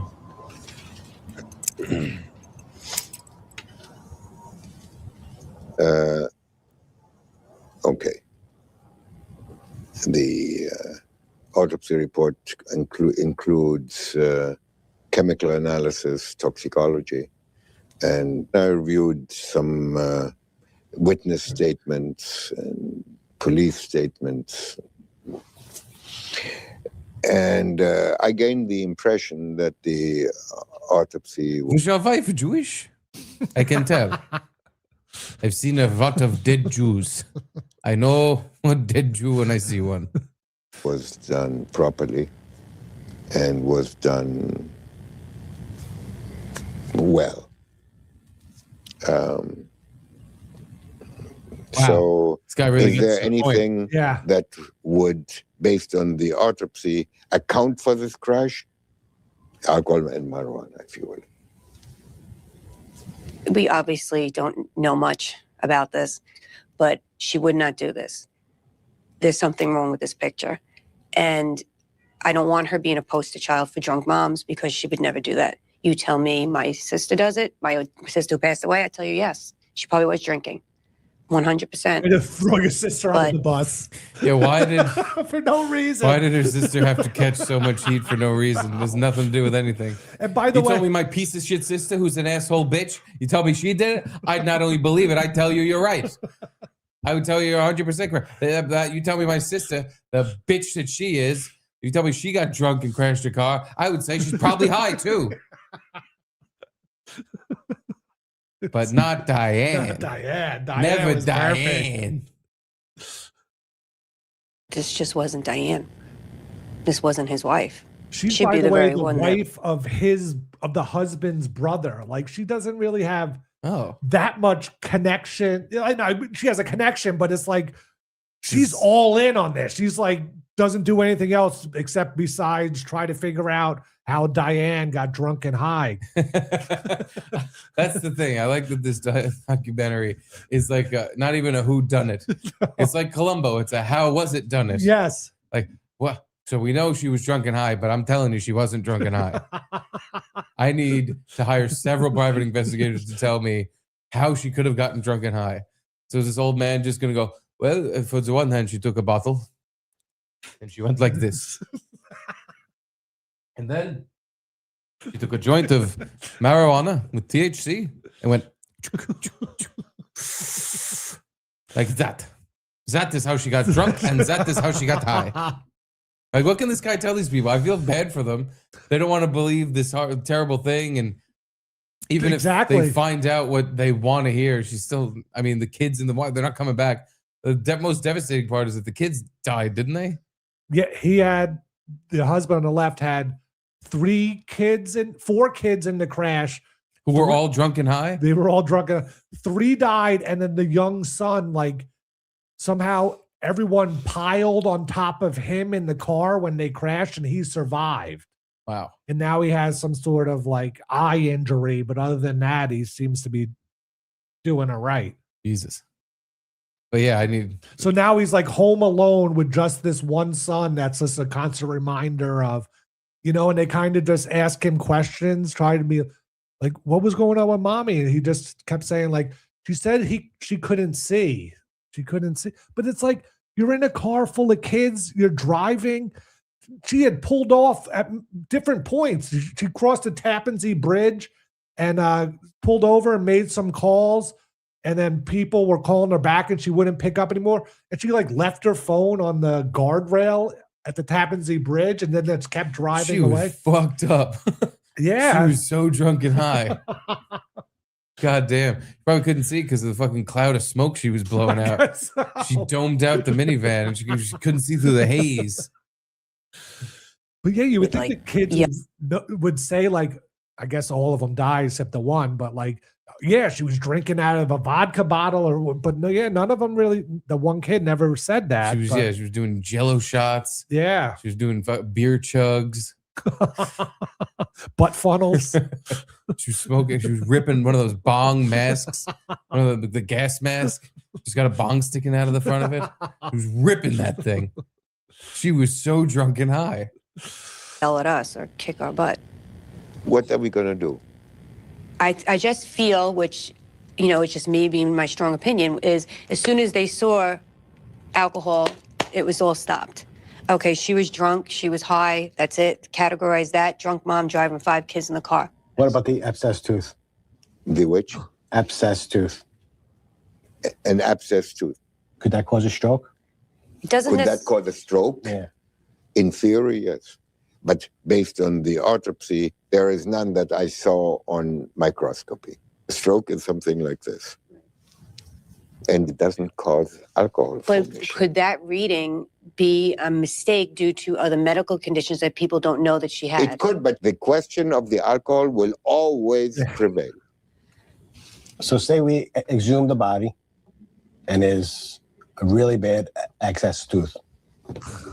We have x-rays from years ago. But the question will still prevail. How did it have caused alcohol in the vitreous? Maybe she had a stroke and by mistake, she thought that was water and drank it. We don't trying anything. Oh my God. He just doesn't want to admit it. Yeah. Maybe there was like 3 Stooges like errors happening in this car. This woman has an ouchy tooth. So she thinks, oh God, my tooth hurts. I'm having a stroke. Oh, I can't see. Let me. I got my Mr. Let me Magoo keep glasses driving, up. but let me grab this bottle of vodka. Mrs. Magoo grabs a bottle of vodka and it's like, oh, it's my glass bottle of water. Gulp, gulp, gulp. Oh, that water tasted funny. Oh, must be my bad tooth. Must be my asthma acting up. Let me get my inhaler.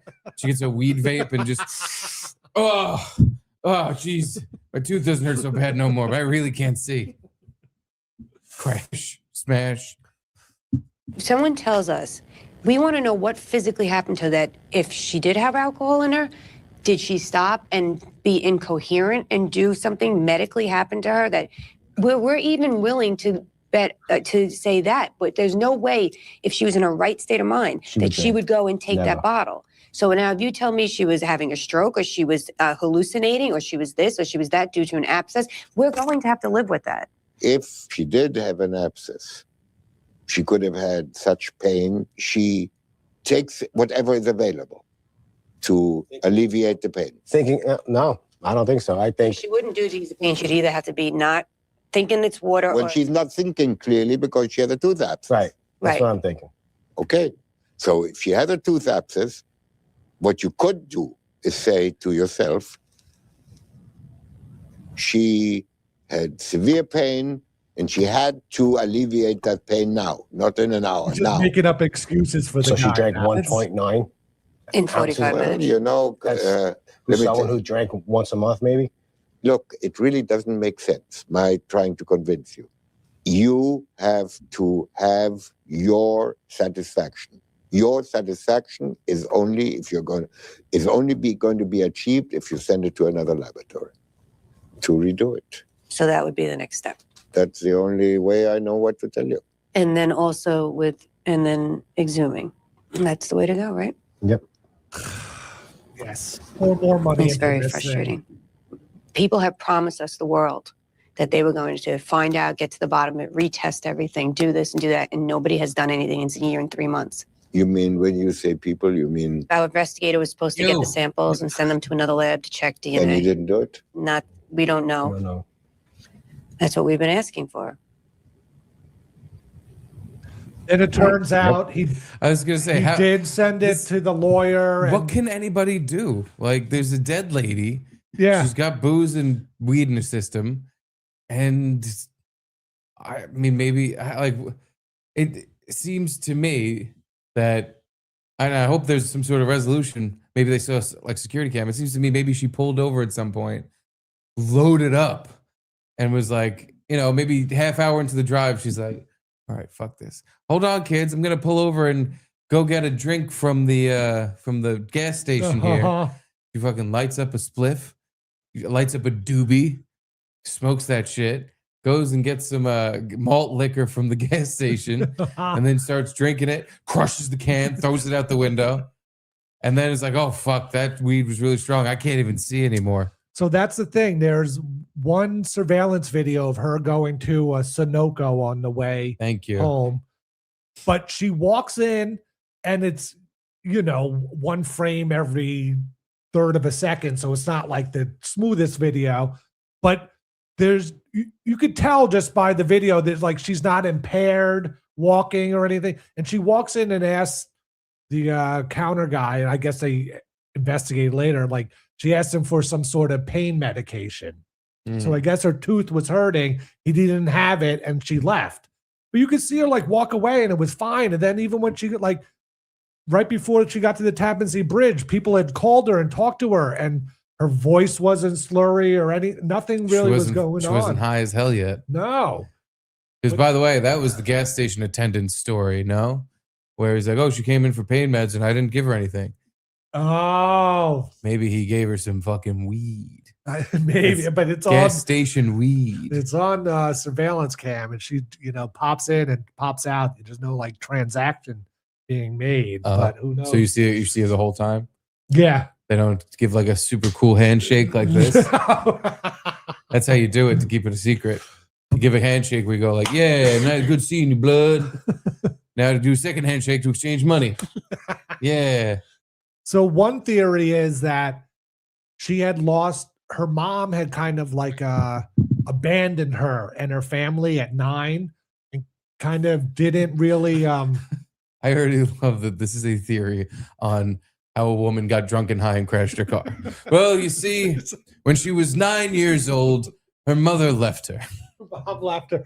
And the mom kind of didn't really keep touch with the family, but she had 3 other brothers, and they kind of they stayed in contact with the mom. But for some reason, she just like wrote off the mom and wouldn't want to talk about it, and never like contacted her and they kind of saying like she was this perfect mom because she was trying to like prove her mom wrong, or like do the opposite of what her mom did, and that she kind of just like drove herself crazy and was just like, fuck it, I'm going to commit suicide and I'm just going to drive straight ahead until I crash into something, which seems kind of strange, your own kids in the car and everything like that.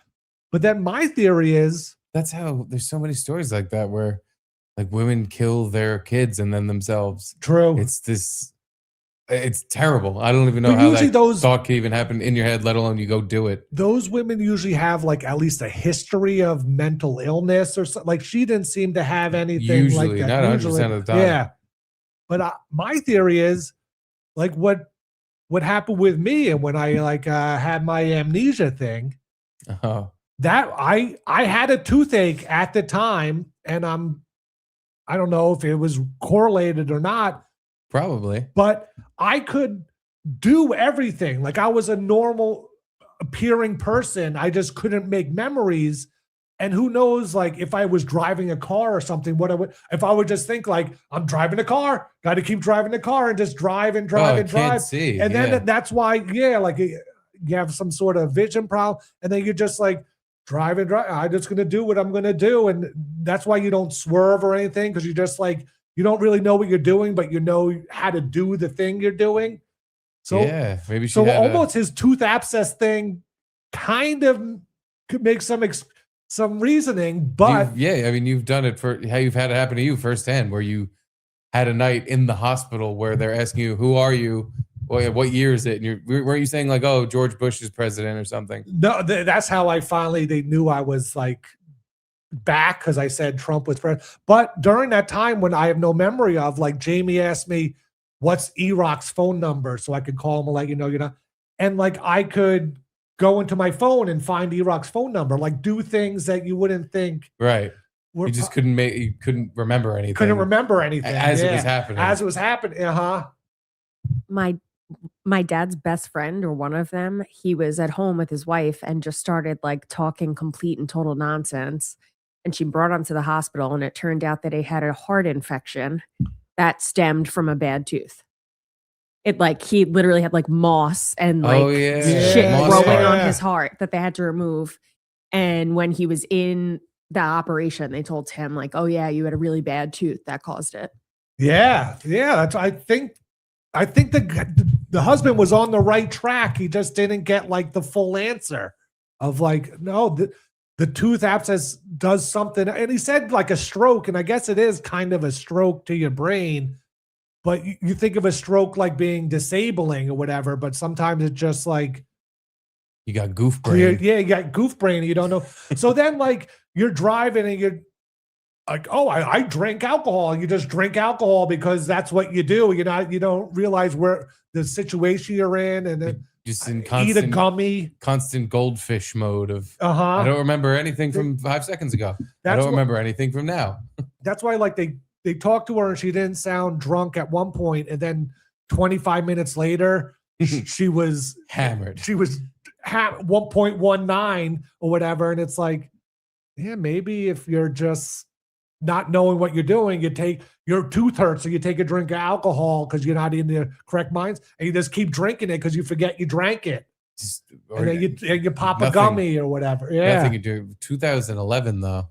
That's when the documentary came out. So this happened even before that. I think like a year before that though. It was were gummies big? Maybe a brownie or something. Yeah, maybe. Yeah, you're right. That was did they talk about the weed at all? Did she smoke? Like, was she a regular weed smoker or something?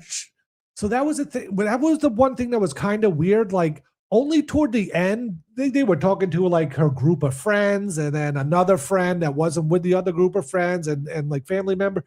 And they never really asked, like, was she a drinker? And then it finally came out that she would like drink once a month or something like that. But who knows? But then they never really asked, like, is she a smoker? And then they were kind of they were like, I don't, maybe she like took a hit right before bed because she was like such a super mom to calm her nerves and relax or something. But like the husband doesn't know if she smoked a lot? No. Jesus. Yeah, that's why it was weird. It's very weird. But Well, yeah. here, hold on. Here's a little info from Mike Oxlong. Mm. Mike Oxlong says, the accident happened near me. The husband knew about her drinking problem, supposedly, when they were camping, he was trying to get the wife to go cold turkey. Really? That's a that didn't completely- come up. That changes some things. Yeah. Sounds like she went hot turkey. She was drinking in the car. But the thing is, it's like everyone else was like so adamant that it wasn't her, like she wouldn't do this kind of thing. But maybe she was just really good at hiding it.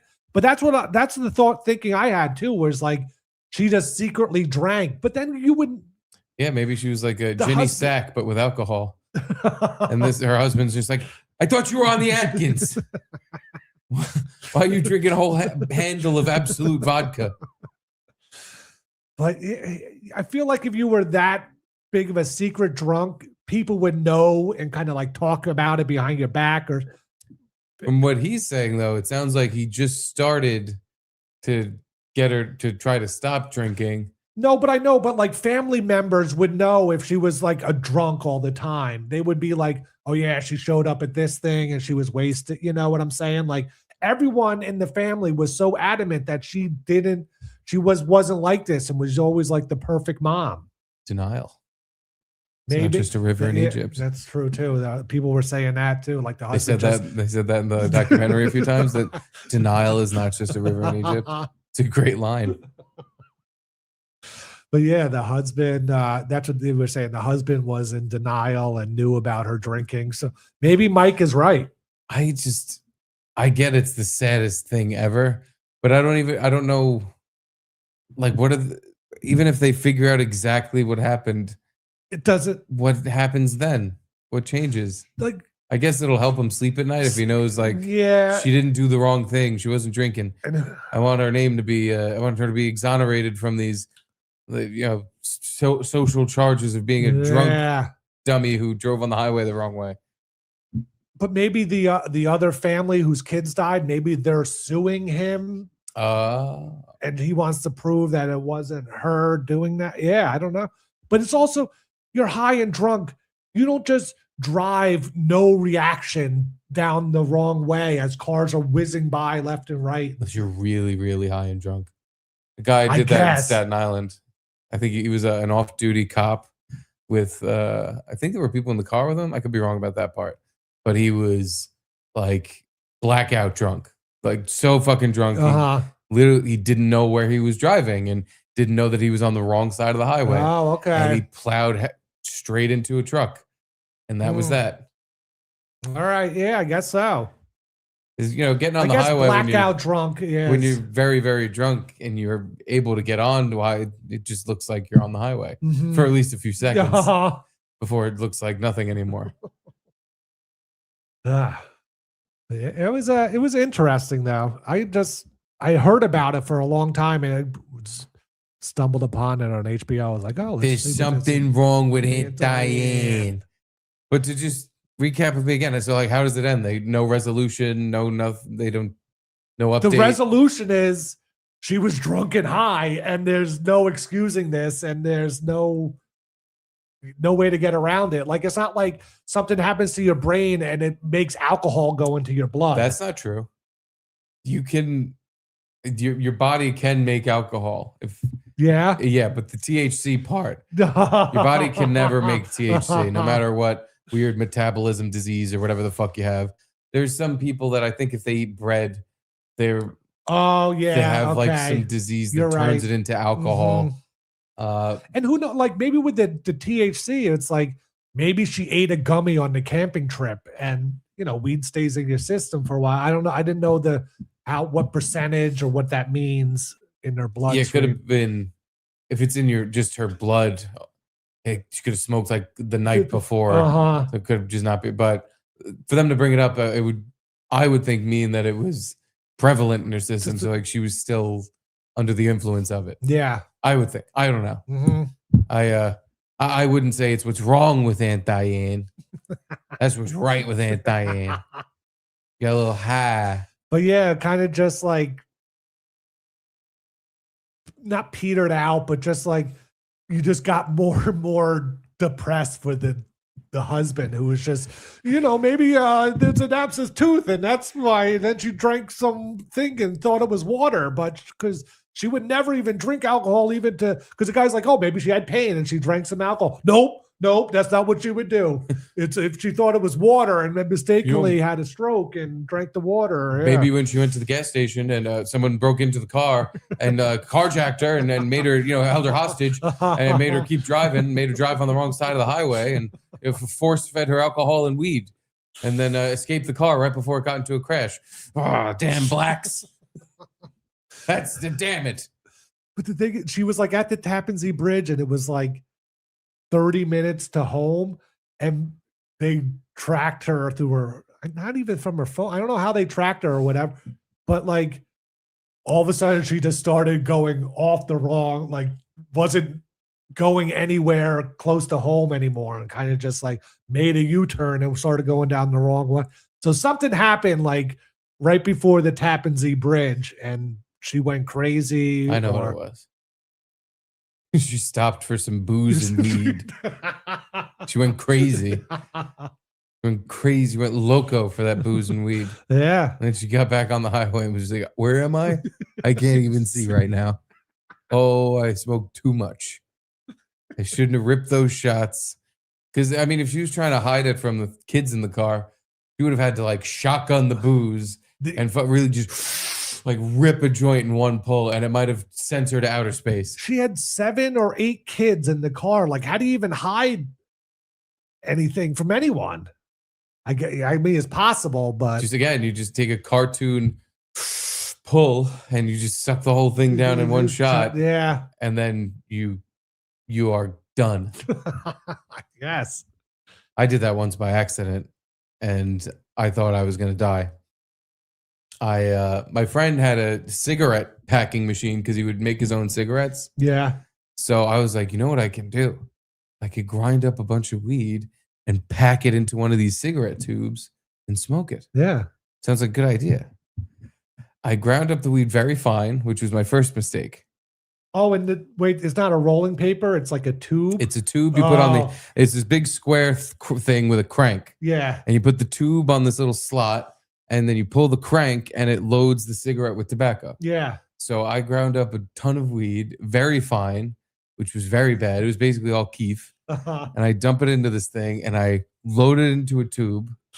And I'm just like, this is going to be the best joint I've ever smoked. It was like no filter, but just like a cigarette tube. Yeah. And I lit it and went, and dude, like I'd say about 85% of the joint went away in one pull. Just one cartoon, like the whole thing went, and I went, whoa. And I just blew out. Like, it felt like I was blowing smoke out for 5 minutes. It was just. You take a second breath to get it all out. Yeah. So much. And immediately I was fucking seeing stars. And I felt like my chest was numb and I couldn't breathe. And I was just like, oh, fuck. Oh, fuck. And I'm sitting on a stool by the window. And I just go to my friend. I'm like, hey, can I sit on the couch? I don't feel good. Because I felt like I couldn't see. Like, I couldn't see right. The room changed shape. Everything seemed bigger. And I felt numb in terrible places. Like, again, my chest and my hands and my legs. Yeah. I just felt like, I think I'm having a heart attack. I was like, there's no way you're supposed to smoke that much weed at once. There's no fucking way. I took this whole cigarette down in one thing. Weird. Weird was the word for it. I've never seen that. So there's no rolling paper at all? No, it's like a pre-made tube. Yeah. You just put on the end of this little metal thing. So when your friend made a cigarette with it, would it shoot? No. Because the tobacco is so thick and like so chunky that you have to cram it in there to make it work. Yeah, okay. So it just comes out as like a normal cigarette. But the weed is so fine, and especially because I really ground it up because I wanted to make sure it would work.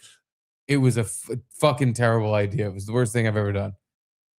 I thought I was dying and was like going to have to go to the hospital because I took down I don't even know how much weed it was, but it was a lot of weed in one puff. One super duper concentrated puff. It was awful.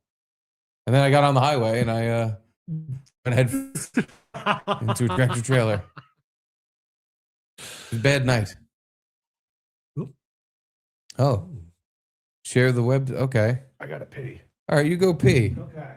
I'm going to read Pork Chops' Super Chad. Pork Chops 2345. Oh, there's the machine. Hold on. Gotta show Garrett that so he'll know I'm not fooling around and goofing. Here's the picture of the actual cigarette machine that almost killed me. But anyway, Pork Chops, does Steve have a pimple or is that a mole? Depends on where you're looking. I have a mole up here. Here it is. Here's a mole there. Maybe that's what you saw. Or I do have a mole here on my neck. I'm Italian. We call them beauty marks because they are what makes me beautiful. It's these brown lumps of shit on my skin. What's happening?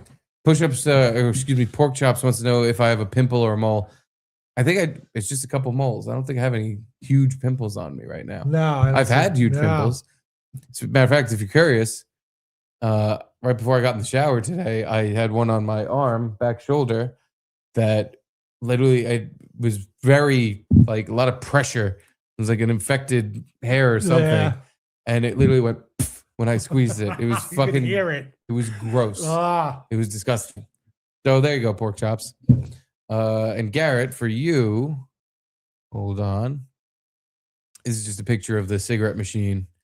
If you're curious, the rolling machine, manual cigarettes, tobacco injector.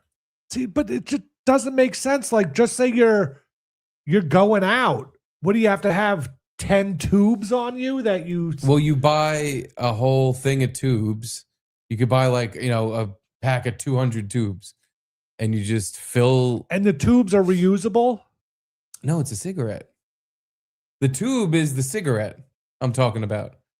So you put the tube here. Take away the lever lock, unlock the lever. Fill in the filler, and press the filler lightly. Okay. Oh, there you go. See? Insert the empty paper tube onto the nozzle. Oh, so it is a paper tube. It's a paper tube. It's what you smoke. I thought it was like a glass tube or something. No. You're making like just a regular cigarette.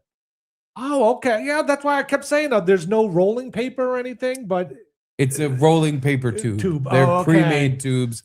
You just shove out the other All nozzle, right. and then you blast tobacco into it. Yeah, okay. Or weed, but don't do weed. I promise it's a bad time. Yeah, because there's what I did. I firmly grasped the lever and turned the crank. Yeah. Yeah, my friend uses Bad idea. a rolling machine, and when he brings over joints, and they're always like too compact. You're like at the end, you're like trying to pull from it because it's so tightly jammed in there. I wish that would have saved my life. That I had to sit there for because he didn't grind it up to dust. That's why I had to sit there for hours, just like this, like every time someone was like, "You all right?" I'm just like, "Yeah, I'm fine. I just smoked a little too much. But I'm fine, totally fine. Just feel like the world is that's the worst, huge, and I'm suffocating. My perception of everything around me seems off, but I'm good. I'm very good. Nice. The best I've ever been. Anyway, back to business. Mm-hmm. The business podcast. What's in the Garrett file? Jeez. The Golden Globes was last night? Did anyone care? I didn't even know it was on. I mean, the shows that won. I'm just looking up the shows here that won. I don't even. Now, we all know I'm not big TV show watcher or anything, but even the things that won, it was like, what? Hamnet? Who? Best film picture? Hamnet? Hamnet? Like H-A-M. Hamlet? Yeah, like Hamlet, but with an N. Hamnet. It better be Black Hamlet. Ham. And this won Like best motion picture for best motion picture, musical or comedy. Won 2 Golden Globes. No, oh no, best motion picture, drama, Hamnet. Best motion picture, musical or comedy, one battle after another. I had at least heard of that movie. Yeah, that movie was I didn't watch the whole thing, but the parts I saw, I was Okay. But here's Hamnet.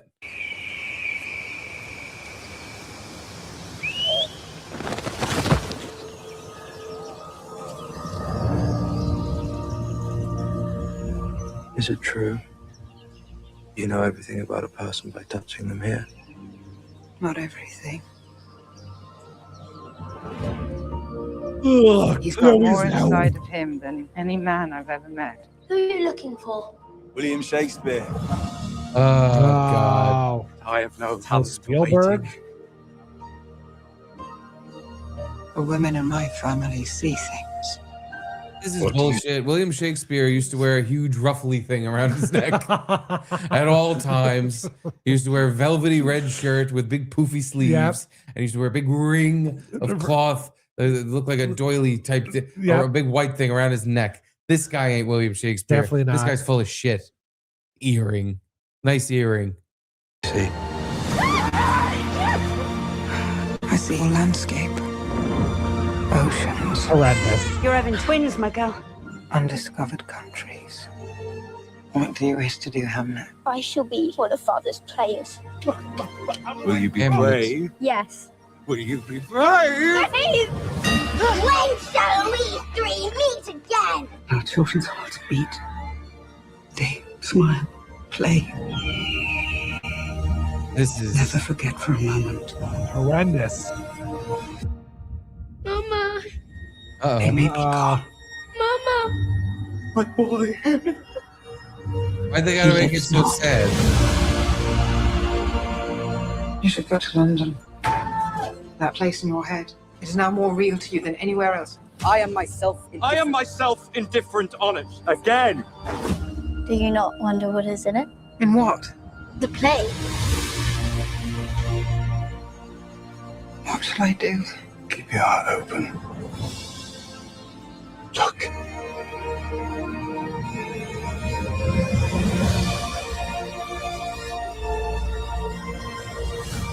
Like sad movies. I don't know. Who? Terrible. To die. To sleep. Perchance to dream. I don't even really get what's going on. William Shakespeare. Had a kid named Hamnet and Yep. then made a play called Hamlet. I would assume that child is the one that died and made everyone sad.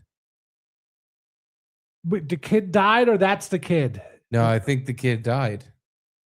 Someone's But playing she had him. twins. I don't know, man. I know that's I the thing. That's what I don't know. The kid said, "Oh," and then everyone started crying. So I think that was supposed to show you, like, oh, Oh, they're not okay. crying because a good thing happened. This isn't happy crying. This is sad. This seems like a fucking 4-hour movie that you're either going, "Oh my god, how much more is left," or you're going,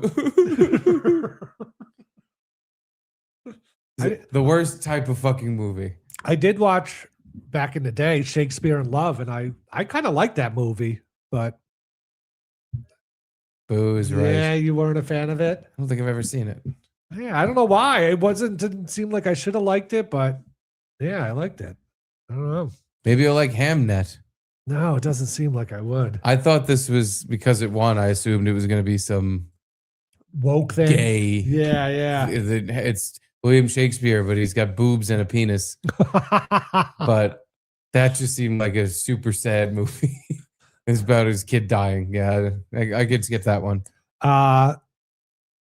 Best performance by a male actor in a movie, motion picture, blah, blah, blah.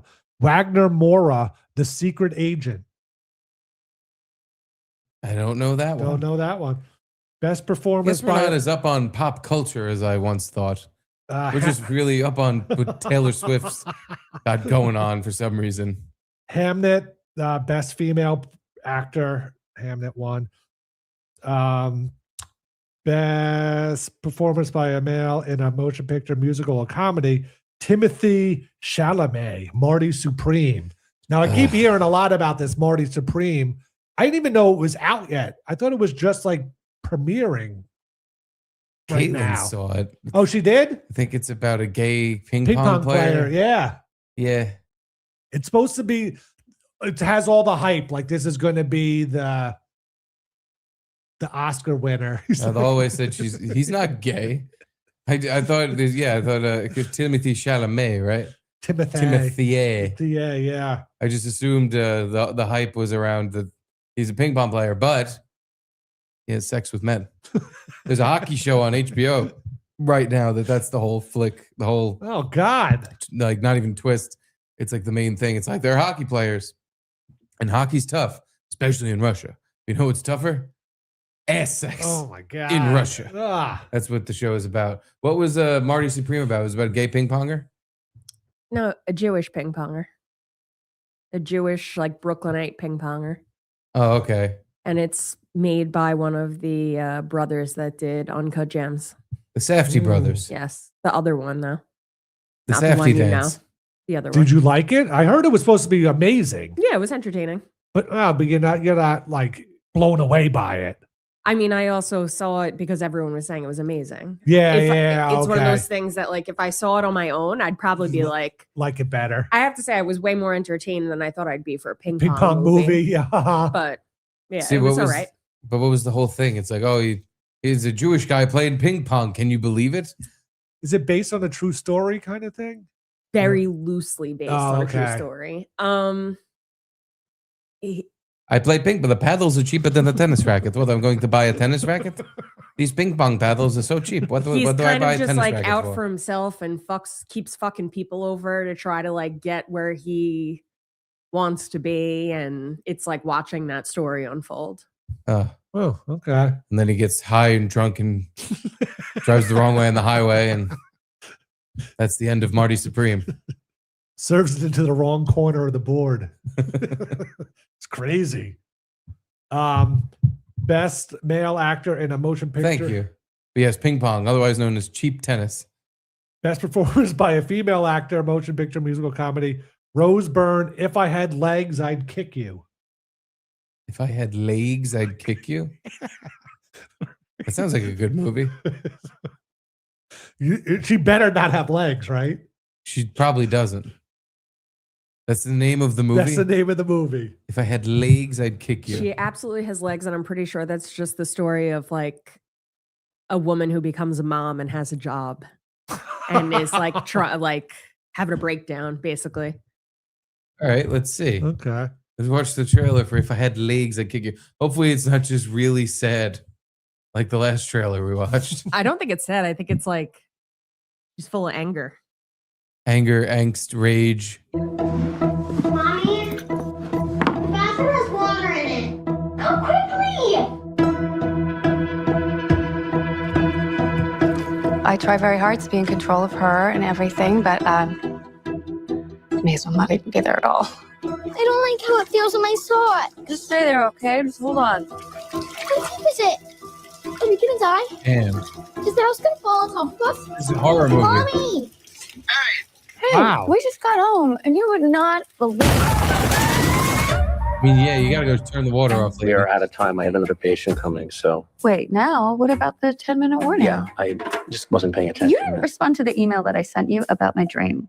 I don't respond to my clients' dream emails. This is Conan O'Brien. That is. I know you have a lot on your plate, but she's getting better, and the rest of it is totally temporary.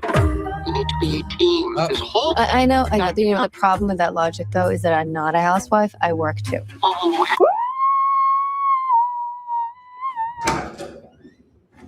I can see you now.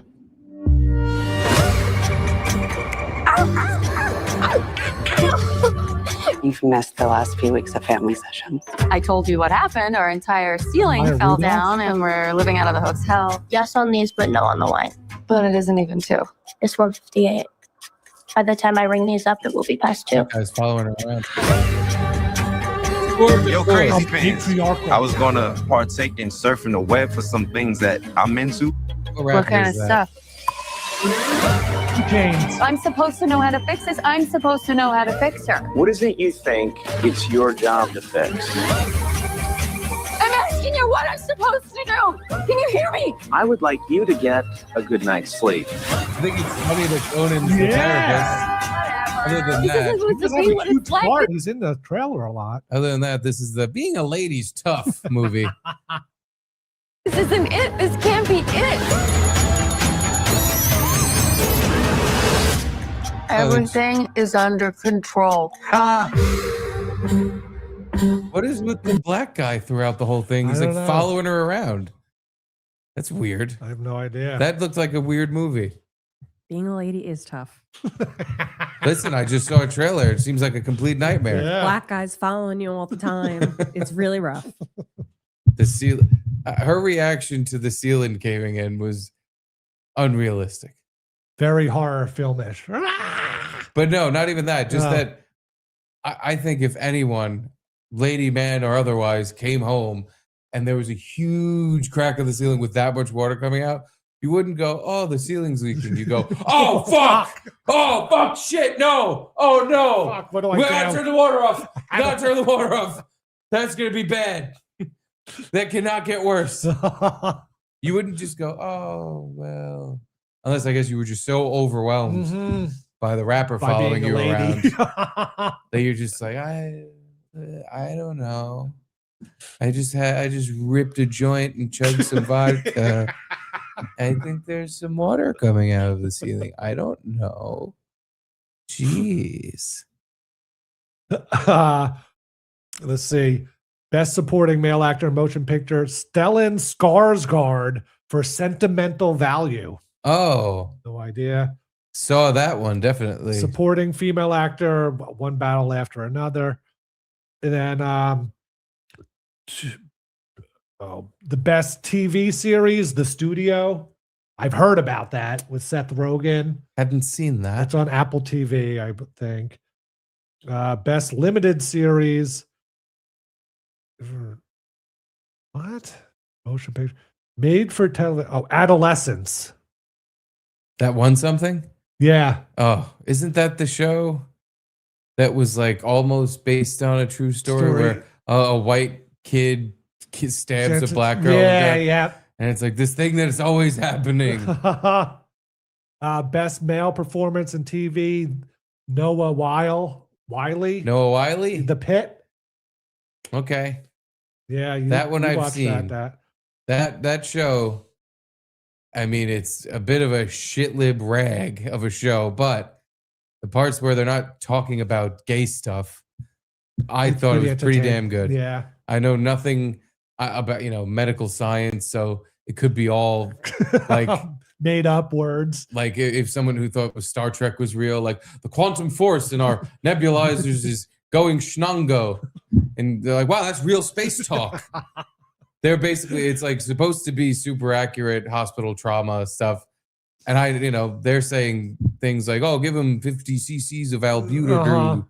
And I'm just like, that seems real. And I'm entertained by it. Wasn't Noah Wiley in ER?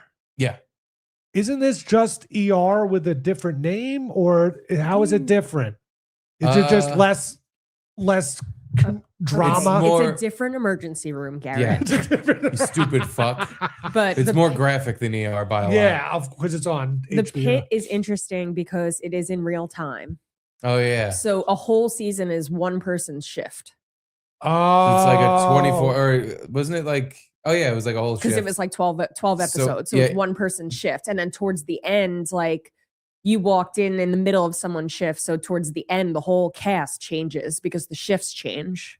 Ah, okay. And it's All like right, that's a each clever episode's idea. an hour Yeah. of what happens But in like the real hospital. time hour. Pretty much, yeah. Yeah. Okay. That's kind of interesting. Yeah, of all the things Yeah, you said so like the far, that's the episodes only of- one that I have seen and actually think is pretty good. The episodes are literally called like 8 to 9, 9 Yeah. to 10. Oh, It's like all real 24? time. Yeah. Yeah. Yes, like 24. But And- they don't have the super cool countdown clock. Beep. They jam a good amount of shit-lib nonsense into it, but I was able to watch it and go like, ugh. But then the show gets back to itself. Okay. Yeah, lots of dead kids though. So parent Yeah. warning. Don't watch Hamnet and then immediately watch The Pit. You're gonna fucking jump off of something. Just you gotta space those two things out. Best female performance on a TV series, Rhea Seehorn. Jason Seehorn's wife? Yeah. Pluribus? Oh, I I've want to heard of watch it. that. I don't have Apple TV though, but I've heard it's good. Oh, okay. Male TV series, Seth Rogen. It's in like the studio. Pluribus is the synopsis I heard was that it's like the world has basically become one mind and like everything acts to like get the whole race of humans, like everything acts as one. Oh, okay. Everyone's like connected to one brain except for some people that are the like outsiders. Yeah. What happens Okay. with them? That's all right. The concept sounds interesting, I think. Best female in comedy TV series, Jean Smart for Hacks. Okay. Is comedy? Yeah, that's Is Hacks the Shane Gillis? no, that's Tires. Tires. Oh, okay. Hacks is, I think HBO or Netflix or something, and it's about 80s comic. I don't know. Oh, okay. I didn't really want to watch it, so I can't give a true rating of it. Seemed like crap. Adolescence won best male performer. Best for female, Dying for Sex. Never heard of it. Adolescence again. Then finally, just two last things. Best performance in stand-up comedy, Ricky Gervais. Wow. I can't believe. Yeah. Now, was it at the Oscars or the Golden Globes where he gave that speech where he was just calling everyone pedophiles? And Golden Globes? Golden Globes, I think, right? It seems Yeah. kind of strange that they gave. And then Maybe it was the Oscar. I don't remember. best podcast, Good Hang. Garrett and Steve. Good Hang with Garrett and Steve. Nice. Yeah. Good hang. What is that? Amy Poehler. Did they win because Aubrey Plaza. Aubrey Plaza went on after her husband gave himself a good hang? Hallway, why did you send me the Pillion trailer? What is this? I don't know what this is. I think it's an A24 movie, and I think it would be interesting to watch you and Garrett watch a trailer if you feel like it. Oh, okay. Okay.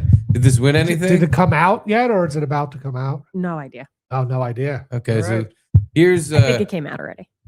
the Garrett and Steve Golden Globes. We're gonna rate this trailer. The only thing I want for Christmas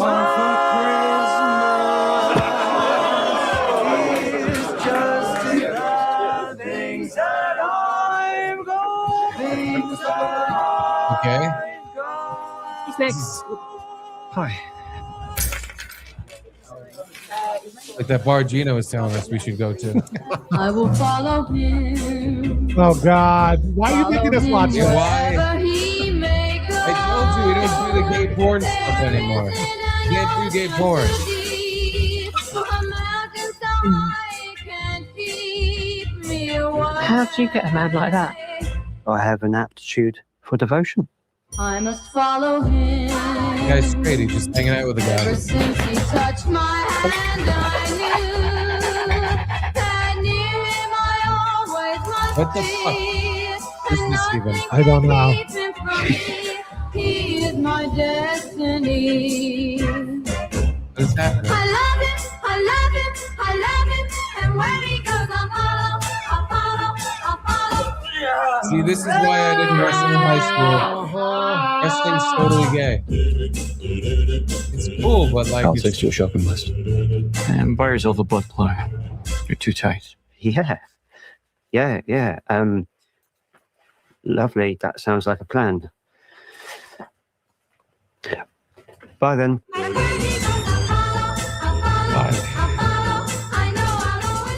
coming soon. They should have spelled it with a U.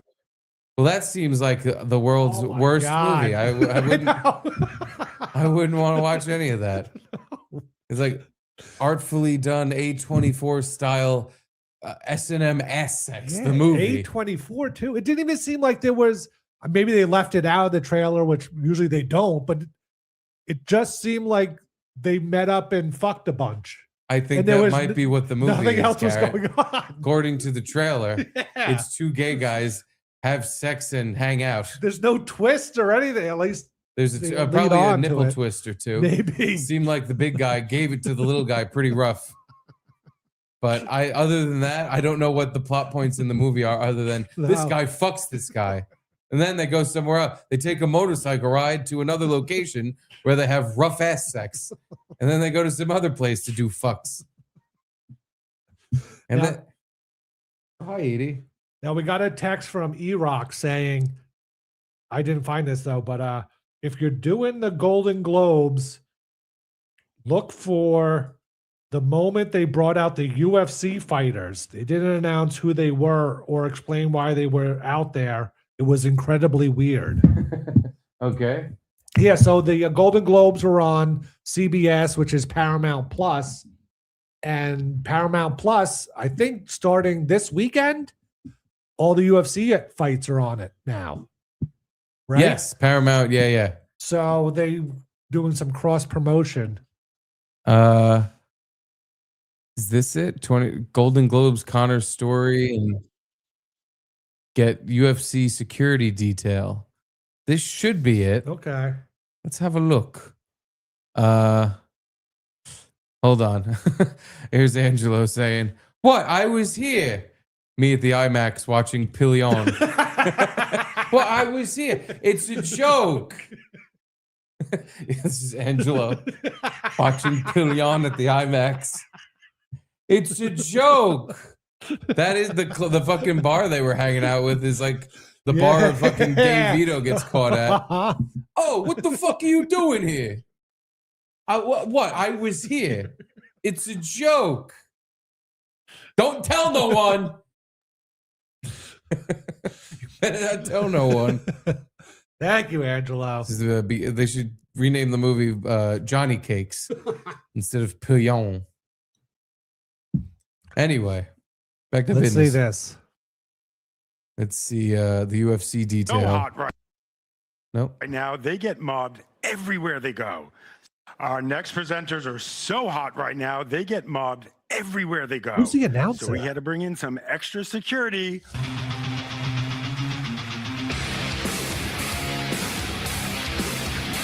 Oh, From I know Heated him. Rivalry, it's Connor Story and Hudson Williams. That The was Golden weird. Globes pulling out all the stops to fucking keep ET. heated Oh, rivalry God. heartthrobs Hudson Williams and Connor Well, Story. no, I just wanted to see the Oh, is that thing. the hockey show? Yes, that's the Oh one. my God. That's gay hockey. Safe while presenting. How have you made it to the red Pillion. carpet without everyone trying to stop to Pillion. take a picture with you? I didn't. I punched 3 people. I got kicked. I got stomped. Yeah, it was crazy. It was like Jumanji. Yeah, the added security. Why is UFC the perfect sport to have that crossover with entertainment so much like it is now? Because we are I just want to entertainment. see it. Think about it. We're Yeah. live entertainment, and we get to showcase our art through fighting. And for us to do with the Paramount deal now, it's such a I don't think we're going to see it. God damn it. It's Brian Ortega, not a champion, and Mackenzie Dern, a champion. But yeah, I want to see the awkward moment because it looks like they showed a second of it. It looked like he went on. They both just stood on stage and everyone stared at them like, what are these people doing? Well, maybe Twitter has it. Because I don't think. All right, maybe this is it. Thanks for the homework assignment, E-Rock. Yeah. Hope to be seeing you soon. Now they get mobbed everywhere they go. So we had to bring in some extra security from the UFC.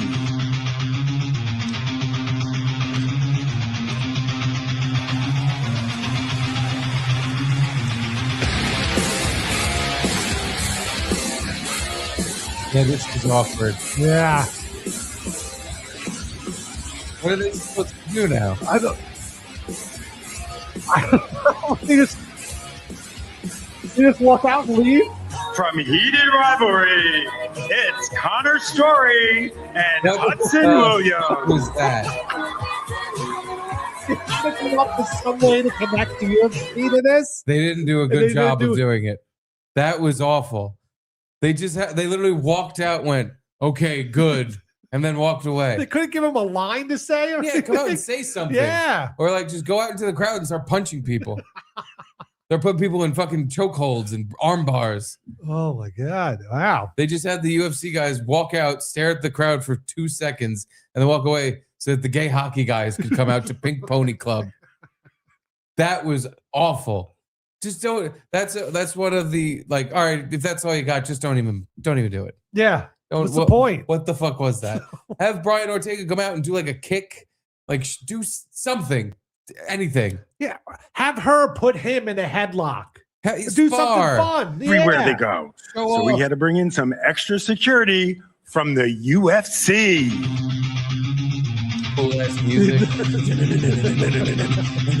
they're just wearing like, gym clothing. Yeah, the Under Armour outfits. This is fucking awful.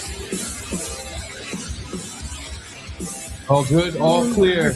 All right, we did it. Now let's walk back. From heated rivalry. No, nobody. Because how would you react? Why would you know how to react? And why would you know to do anything other than go? What are they doing? What are they going to do? What are they doing? Wait, why are they Wait, leaving? they're already gone? What the fuck was that? Who are these two hobos now? Are we supposed to clap? Gay guys? That was for gay guys? What the fuck is happening? Wow. Okay. Well, thanks, UFC. Thank you, E-Rock. For more crazy high octane action like that, go to ParamountPlus.com and subscribe. At least say that, right? At least they're fighting this weekend on Paramount Plus. They should have something. They should have had some cinder blocks and chunks of wood, and they should have come out and just karate chopped the cinder block, or punched through the wood, something. Yeah, a thing. Just do a thing. Anything. Anything. Kick the air. Start fucking shadow boxing on stage. They walked on stage and walked off in under 10 seconds. Wow. And it's not even like if Conor McGregor was on stage and did that, the crowd would have went nuts. Because you Even if it recognize was him. just that, Yeah. him fucking strutting on stage and be like, oh my God, it's Conor McGregor. He would have done something memorable, even the way he walked out or did some sort of pose or something. But Maybe no. they assumed like, all right, we'll throw you guys on stage and just do something. And then they got there and like, what do you mean do something? I don't even know what that means. All right, well, I'll go. I'll look at the crowd, and you look too, and we'll both go like, "Oh, good." Why did they? They'll love it. He had like the gloves on and everything. They both did. They were both wearing the gloves. Did the two gay hockey players come out with a hockey helmet on and shoulder pads next? No, They both should have came out with a helmet on, maybe on their chins. But yeah, just to show, like, look, we're the gay hockey players. We're playing hockey right now, but all we're thinking about is jizz. It's the show, essentially. It's two guys that are just slapping the puck That's around. what it should be called, called jizz. It's just look into their minds and they're just daydreaming about boys' butts. God. Are they supposed to be NHL players? I think the idea was it's like Russian hockey players. Oh, okay. Which is why it's That's like right, you super said that. taboo. Like, oh, you guys can't be gay. But I don't know, Garrett. I'd never watch anything like that. Yeah. I'm a man. If it was a good enough show, I'd watch it. But just the premise, and I don't think it's for me. I don't think I'd enjoy it. What was the show where Arnold Schwarzenegger's kid talks about White Lotus, where how come that didn't win anything? I think that was last year. Oh, that was? Yeah. Oh, okay. That was about a year ago, maybe even longer than that. No, but Arnold last year Schwarzenegger was kid, he jerks off his brother or something. Yeah, it's the yeah. Max Load story. It's the pink blanket. But I heard everyone talking about that scene. It probably won stuff last year or the year before, whenever it came out. That's not from this year though. That's old as hell. I thought it was from 2025. I guess not. Maybe it was. I don't think it was. I All think right. it's a year ago. And then I but had a final clip of Mark Ruffalo. It's pronounced Ruffalo. Ruffalo, excuse me. Mark Ruffalo at the Golden Globes. At the Golden Globes, talking to Kevin Frazier, former Sports Center anchor. And the writer, director, producer of the show Frasier. Wow, I didn't realize that. Yeah. I made that up. Huh, couldn't tell. Joined now by Mark Ruffalo, who is a nominee tonight, and his wife, Sunny. And I want to ask you right off You the just bat, ask people like, so did you like Frasier when it was when it was out? Who's your favorite person on Who's Niles? Who's your favorite character on Frasier? This guy just asked Frasier questions. Do you think Frasier should come back again? Do you know the dog we had on Frasier was actually played by 4 different dogs? Can you name all the characters on Frasier who have died? The dad, I think. Might just be the dad. Yeah. I'm sure there's other, like, you know, one Ancillary episode characters. Yeah, They're probably all dead. But yeah, it might just be the dad. How much fun is it in that room? Sitting there, you have a couple cocktails, you hang out with everybody, and there's all kinds of conversations going on. How much fun is it? It's usually a lot of fun, but I can't really, I got to be honest with you. I'm not feeling so great. We have a woman, Renee Good, was murdered in our streets of America today. And Oh my God. Someone should send him the video we watched at the beginning of the show. About that black lady had a few choice words about Renee Good. Mark Ruffalo should watch that. Yeah. Excuse me, Mark Ruffalo. stormtroopers running around terrorizing. Yep. And as much as I love all this, I don't know if I can pretend like this crazy stuff isn't happening. We have a president who says the laws of the world don't apply to him, and we could rely on his morality. You can cry? But he has no morality. So where does that leave us? Where does take that leave that. the world? So I It's love so these deep. people. I love being here. I love you.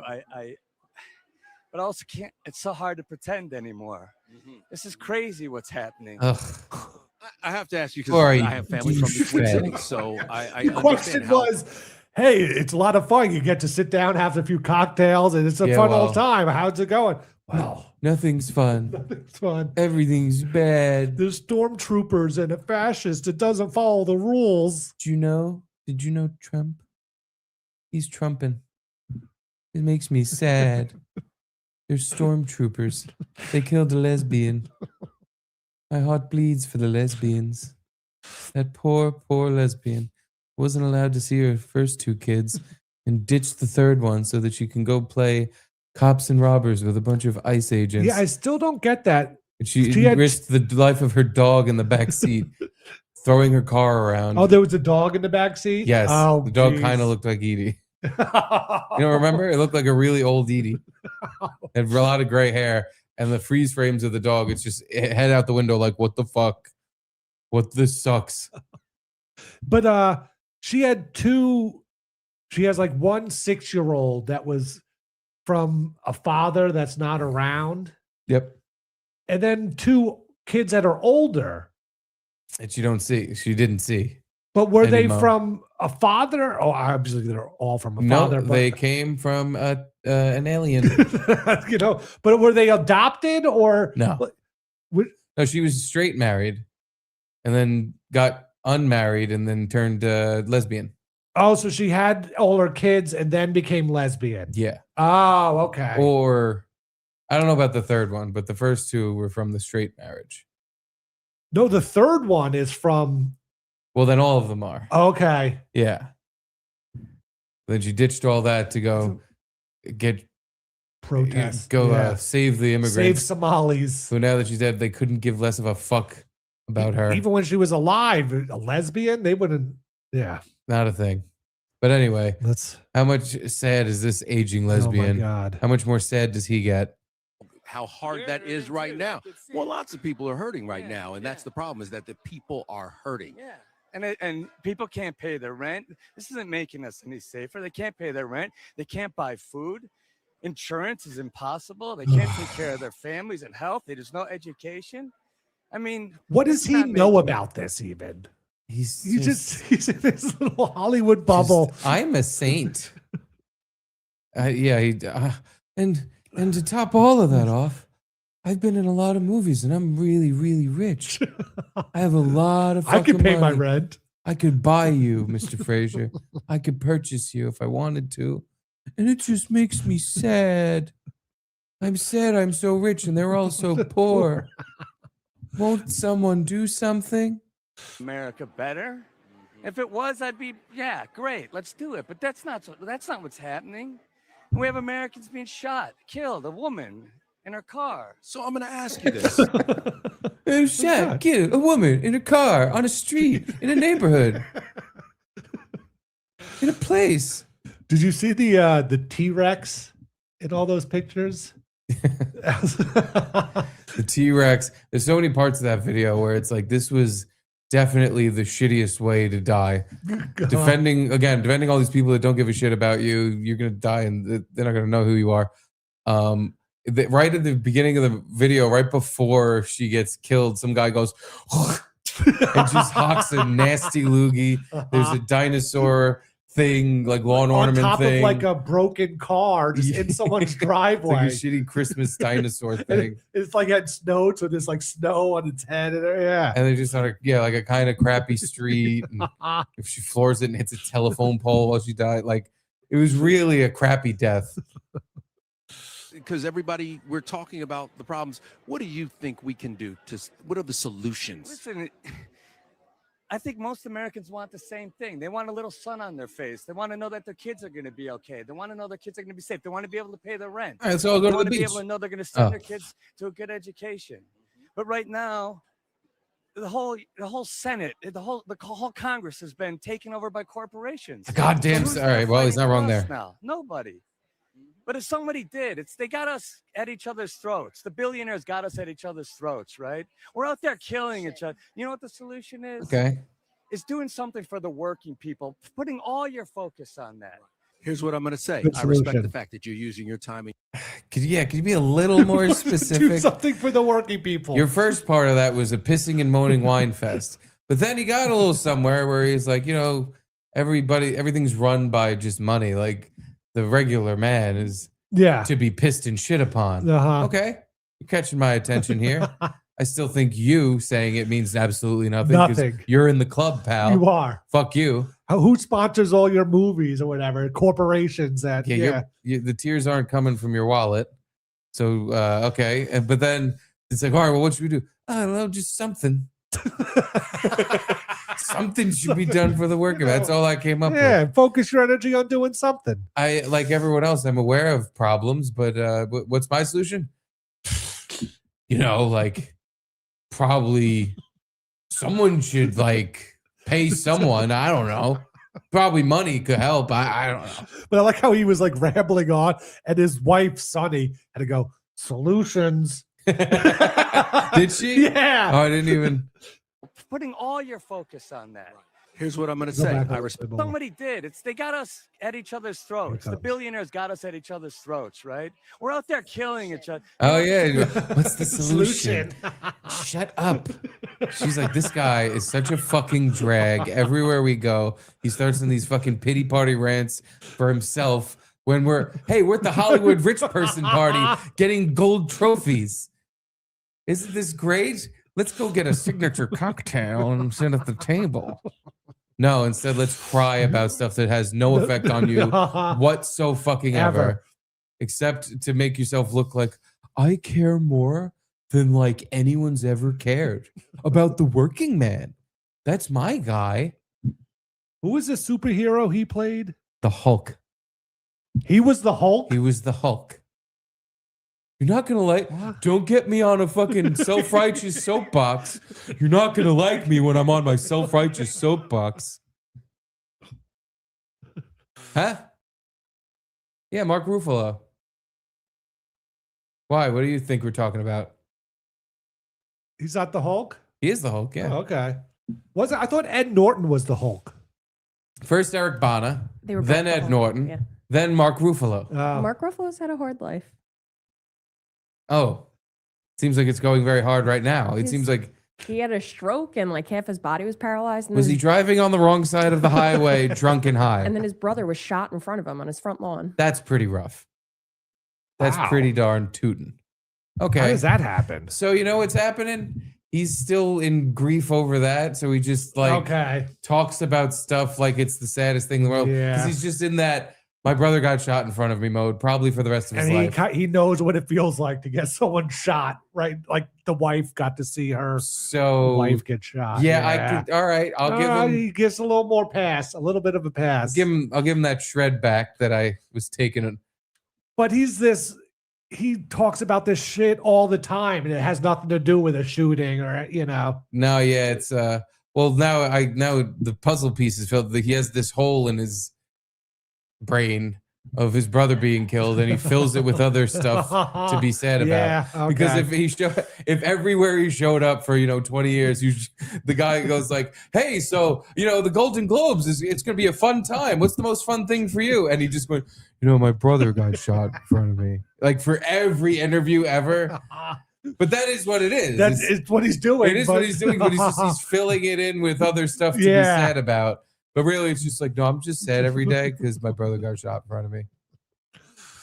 And he died. But, the working man, I shed a tear for him. Is doing something for the working people, putting all your focus on that. Here's what I'm going to say. I respect the fact that you're using your time and your forum to get out your message, and I appreciate it. Well, I mean, how can we do that? We can't, I don't know. I can't keep pretending. No, I hear you. I hear you. It's driving me crazy. You are hurting, and I know a lot of Americans are. They are, but you are still a Golden Globe nominee. Congratulations. We'll look for you and we'll look for you in Watching the Spider-Man show. too. We'll look for you in Spider-Man. Okay? Yeah, All right. Spider-Man. Take care, Mark Ruffalo. Oh, baby, I hear the blues are calling. Oh, salad and scrambled eggs. Mark Ruffalo, everybody. Not a big Frasier fan. Not a big fan of Frasier. Mark, Frasier's brother Niles, there's an episode where he takes a bullet. Remember that one? Him and Frasier are arguing over socks or something, and Frasier just takes out a gun and shoots him.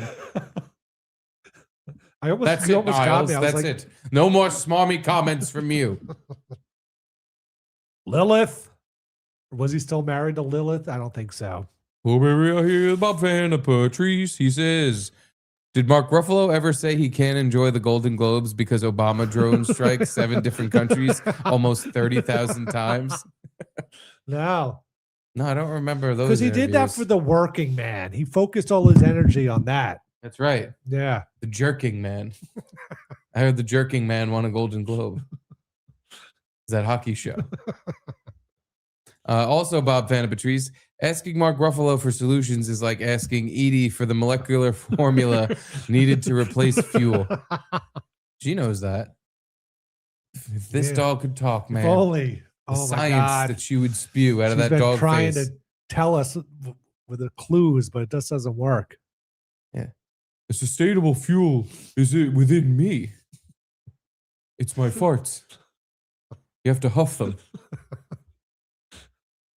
Thank you, Bob. Thank you, Bob Van Patrice. Yeah, Edie, I was laying on her like she was a pillow today. And for some reason, I don't know, is this an all dogs thing? Like every time I like lean on her or lay on her like that, like on her, she farts. Like she just starts letting farts out and they reek like fucking Alpo. It's disgusting. I guess just like any pressure on her guts. She lets them rip and they are fucking nasty. I was going to say maybe they're just farting all the time, but you're not close enough. But no, because you would smell it. I think dogs are just like an accordion where any pressure, the air shifts and just comes right out. And it stinks. Dogs never have, I mean, maybe, I guess you just wouldn't know, but when a dog farts, it's like they shit in the room. It really smells. And dog shit is like extra. I don't know what. It's just extra stinky. Yeah. Oh my one cat, the small one, George, he takes a shit in the litter box, and it's like everyone knows. It's so and the mom eats the same food, yet her shit doesn't stink. I don't know what it is. Something wrong with his guts. Maybe, yeah. He's got GERD or something. Yeah. Got to take him to the vet. Get him on some. Perfect. Some pills. Got to take some probiotics. Cat probiotics for stinky poos. Well, anyway. Yes. I think that's about all the time we have for today. Did an extra half hour just to say hello. You're welcome. Happy Monday. And Mark Ruffalo. He feels for the working man. What a kind soul. What's the solution, you think, to all the strife and all the pain in the world? I don't know, man. Something. Someone should do something, though. Someone should. But anyway, someone should do something about this board. Yeah. They should probably sing a song. They should. They should sing a song in For the working appreciation man. for all the working men. All the working men on this board. They are there to be appreciated and sang songs of. And you know a singer that really speaks to the working man? Mark Ruffalo? Diane? The boss. The boss.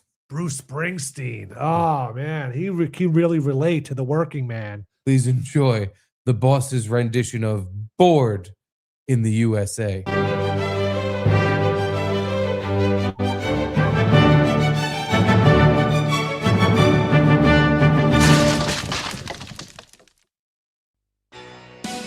Hello, Gassers. It's the boss. And this is another Garrett and Steve Club commemorative plaque song. For all the members out there, we really appreciate you. Tell Max Weinberg I said hello. Here we go.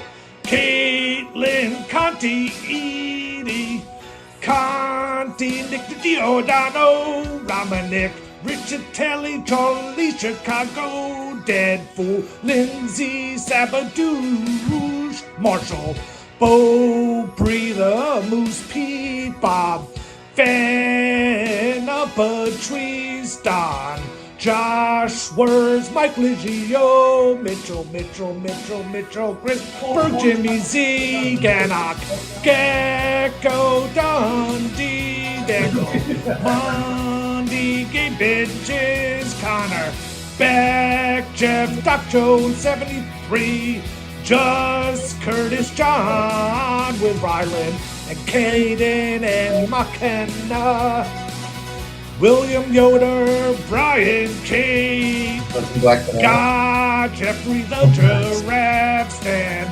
Turner, 9X support, Bored in the USA, Foxy Scorpio, Asia Surreal, Youngie AJR, Doogie 7626, Justice for Garrett, Travis R2 Man, Rusty Matthew Maureen, Bored in the USA, Mark DeGrache, Cynthia Darcy, Bernsey, Eric, Listra, and Max, and Lucy, and Clara, Michael, J. Tucker, Terry, Trucker, Terry, I'll say it again, Win at all costs, News, Cluster, Pain, Jam, and J. Nate, Gina, Marie, Beverly, Jaquan, G. Johnny, Heather, The Hooker, Jonathan, Mardukas, Who's Channel 666, Steve's Ass, Mark Jenkins Jr., Min Franklin, The Stick, Right Arrow, Hack, Matt, Dan Graham, Danny Boy, Ben the Gardener, and now the Gold Members Club. Mama Reno, El Mexapino, Bitsy, Jeremy, and Stock, Matt Fugate, Michael Malice, Boop Turjay, Thomas, Five Fan Photoshop, Rocky Pintozy, Angelo, Andrew, Larry M, Jay and Harold, this gig and that's it, and Aaron Kraft, Bored in the USA, Bored in the USA. Good night, everyone. We'll see you tomorrow.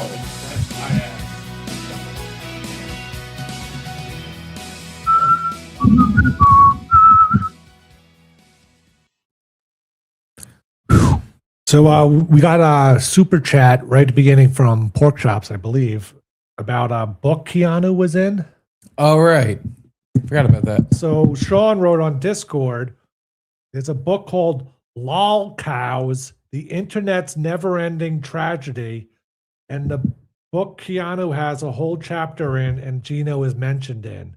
But I would have to buy it to read it. Lol Cows, the what? The Internet's Never-Ending Tragedy. Never ending tragedy. Got it. Yeah. Coming up so Yeah. far. Let's see. Lock housing. Oh, here it is. The book. Oh, and there's an audio book. But yeah, you'd have to buy it. Where to buy? Buy on Amazon. Yeah. Okay. Is there like a sample? The link Sean sent only had like 4 pictures. So she's in it, but you can't really, unless you buy it, can't really read into it. I'm just reading the Ricada's in there. Maybe she's probably in the Ricada section. Yeah, I'm looking at the word lolcow is a portmanteau of LOL and cow. Thank you. Someone who is milked. In the book, we'll explore this niche internet subculture, the origins of the lolcow, their traits, and their pattern of behavior. We also examine the biography of 6 hand-selected lolcows across different genres and internet eras. There's Dark Side Phil, Wings of Redemption, Boogie 2988, Ricada Law, Nick Ricada. There's no mention. iDubbbz, The Quartering. Yeah, there's no mention of Keanu Regino. I guess you'd have to. Yeah. You'd have to get the book. Darn. That's it. If you want to buy it. Like an excerpt. How much is it? It's cheap. Oh, on Kindle, it's free. Or $3.99 to buy. Oh, the hardcover is $25. Wow. Now that's a book. All right. Well, they got a free plug, but we didn't really glean anything from that. No. Interesting. Okay. Good for Keanu. Yeah. And I guess why would it be just her and not Gino though? If it was the Ricada thing, good for the both of them. I don't know. Maybe they're not even. Maybe that's not even the section they're in. I would assume so, but I don't know. Well, fuck if I know. Yeah. Thank you all for watching today. Thank you so much. See you guys tomorrow for Tuesdays. Where, very still available, we have a very special guest. Very special. That's tomorrow? Should be. Okay. Yeah. Nice. I'll actually text him right now. Good. Make sure he's still on board.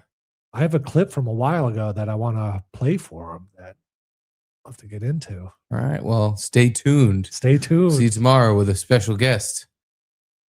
We love you. Same time. Love you. Bye. Bye.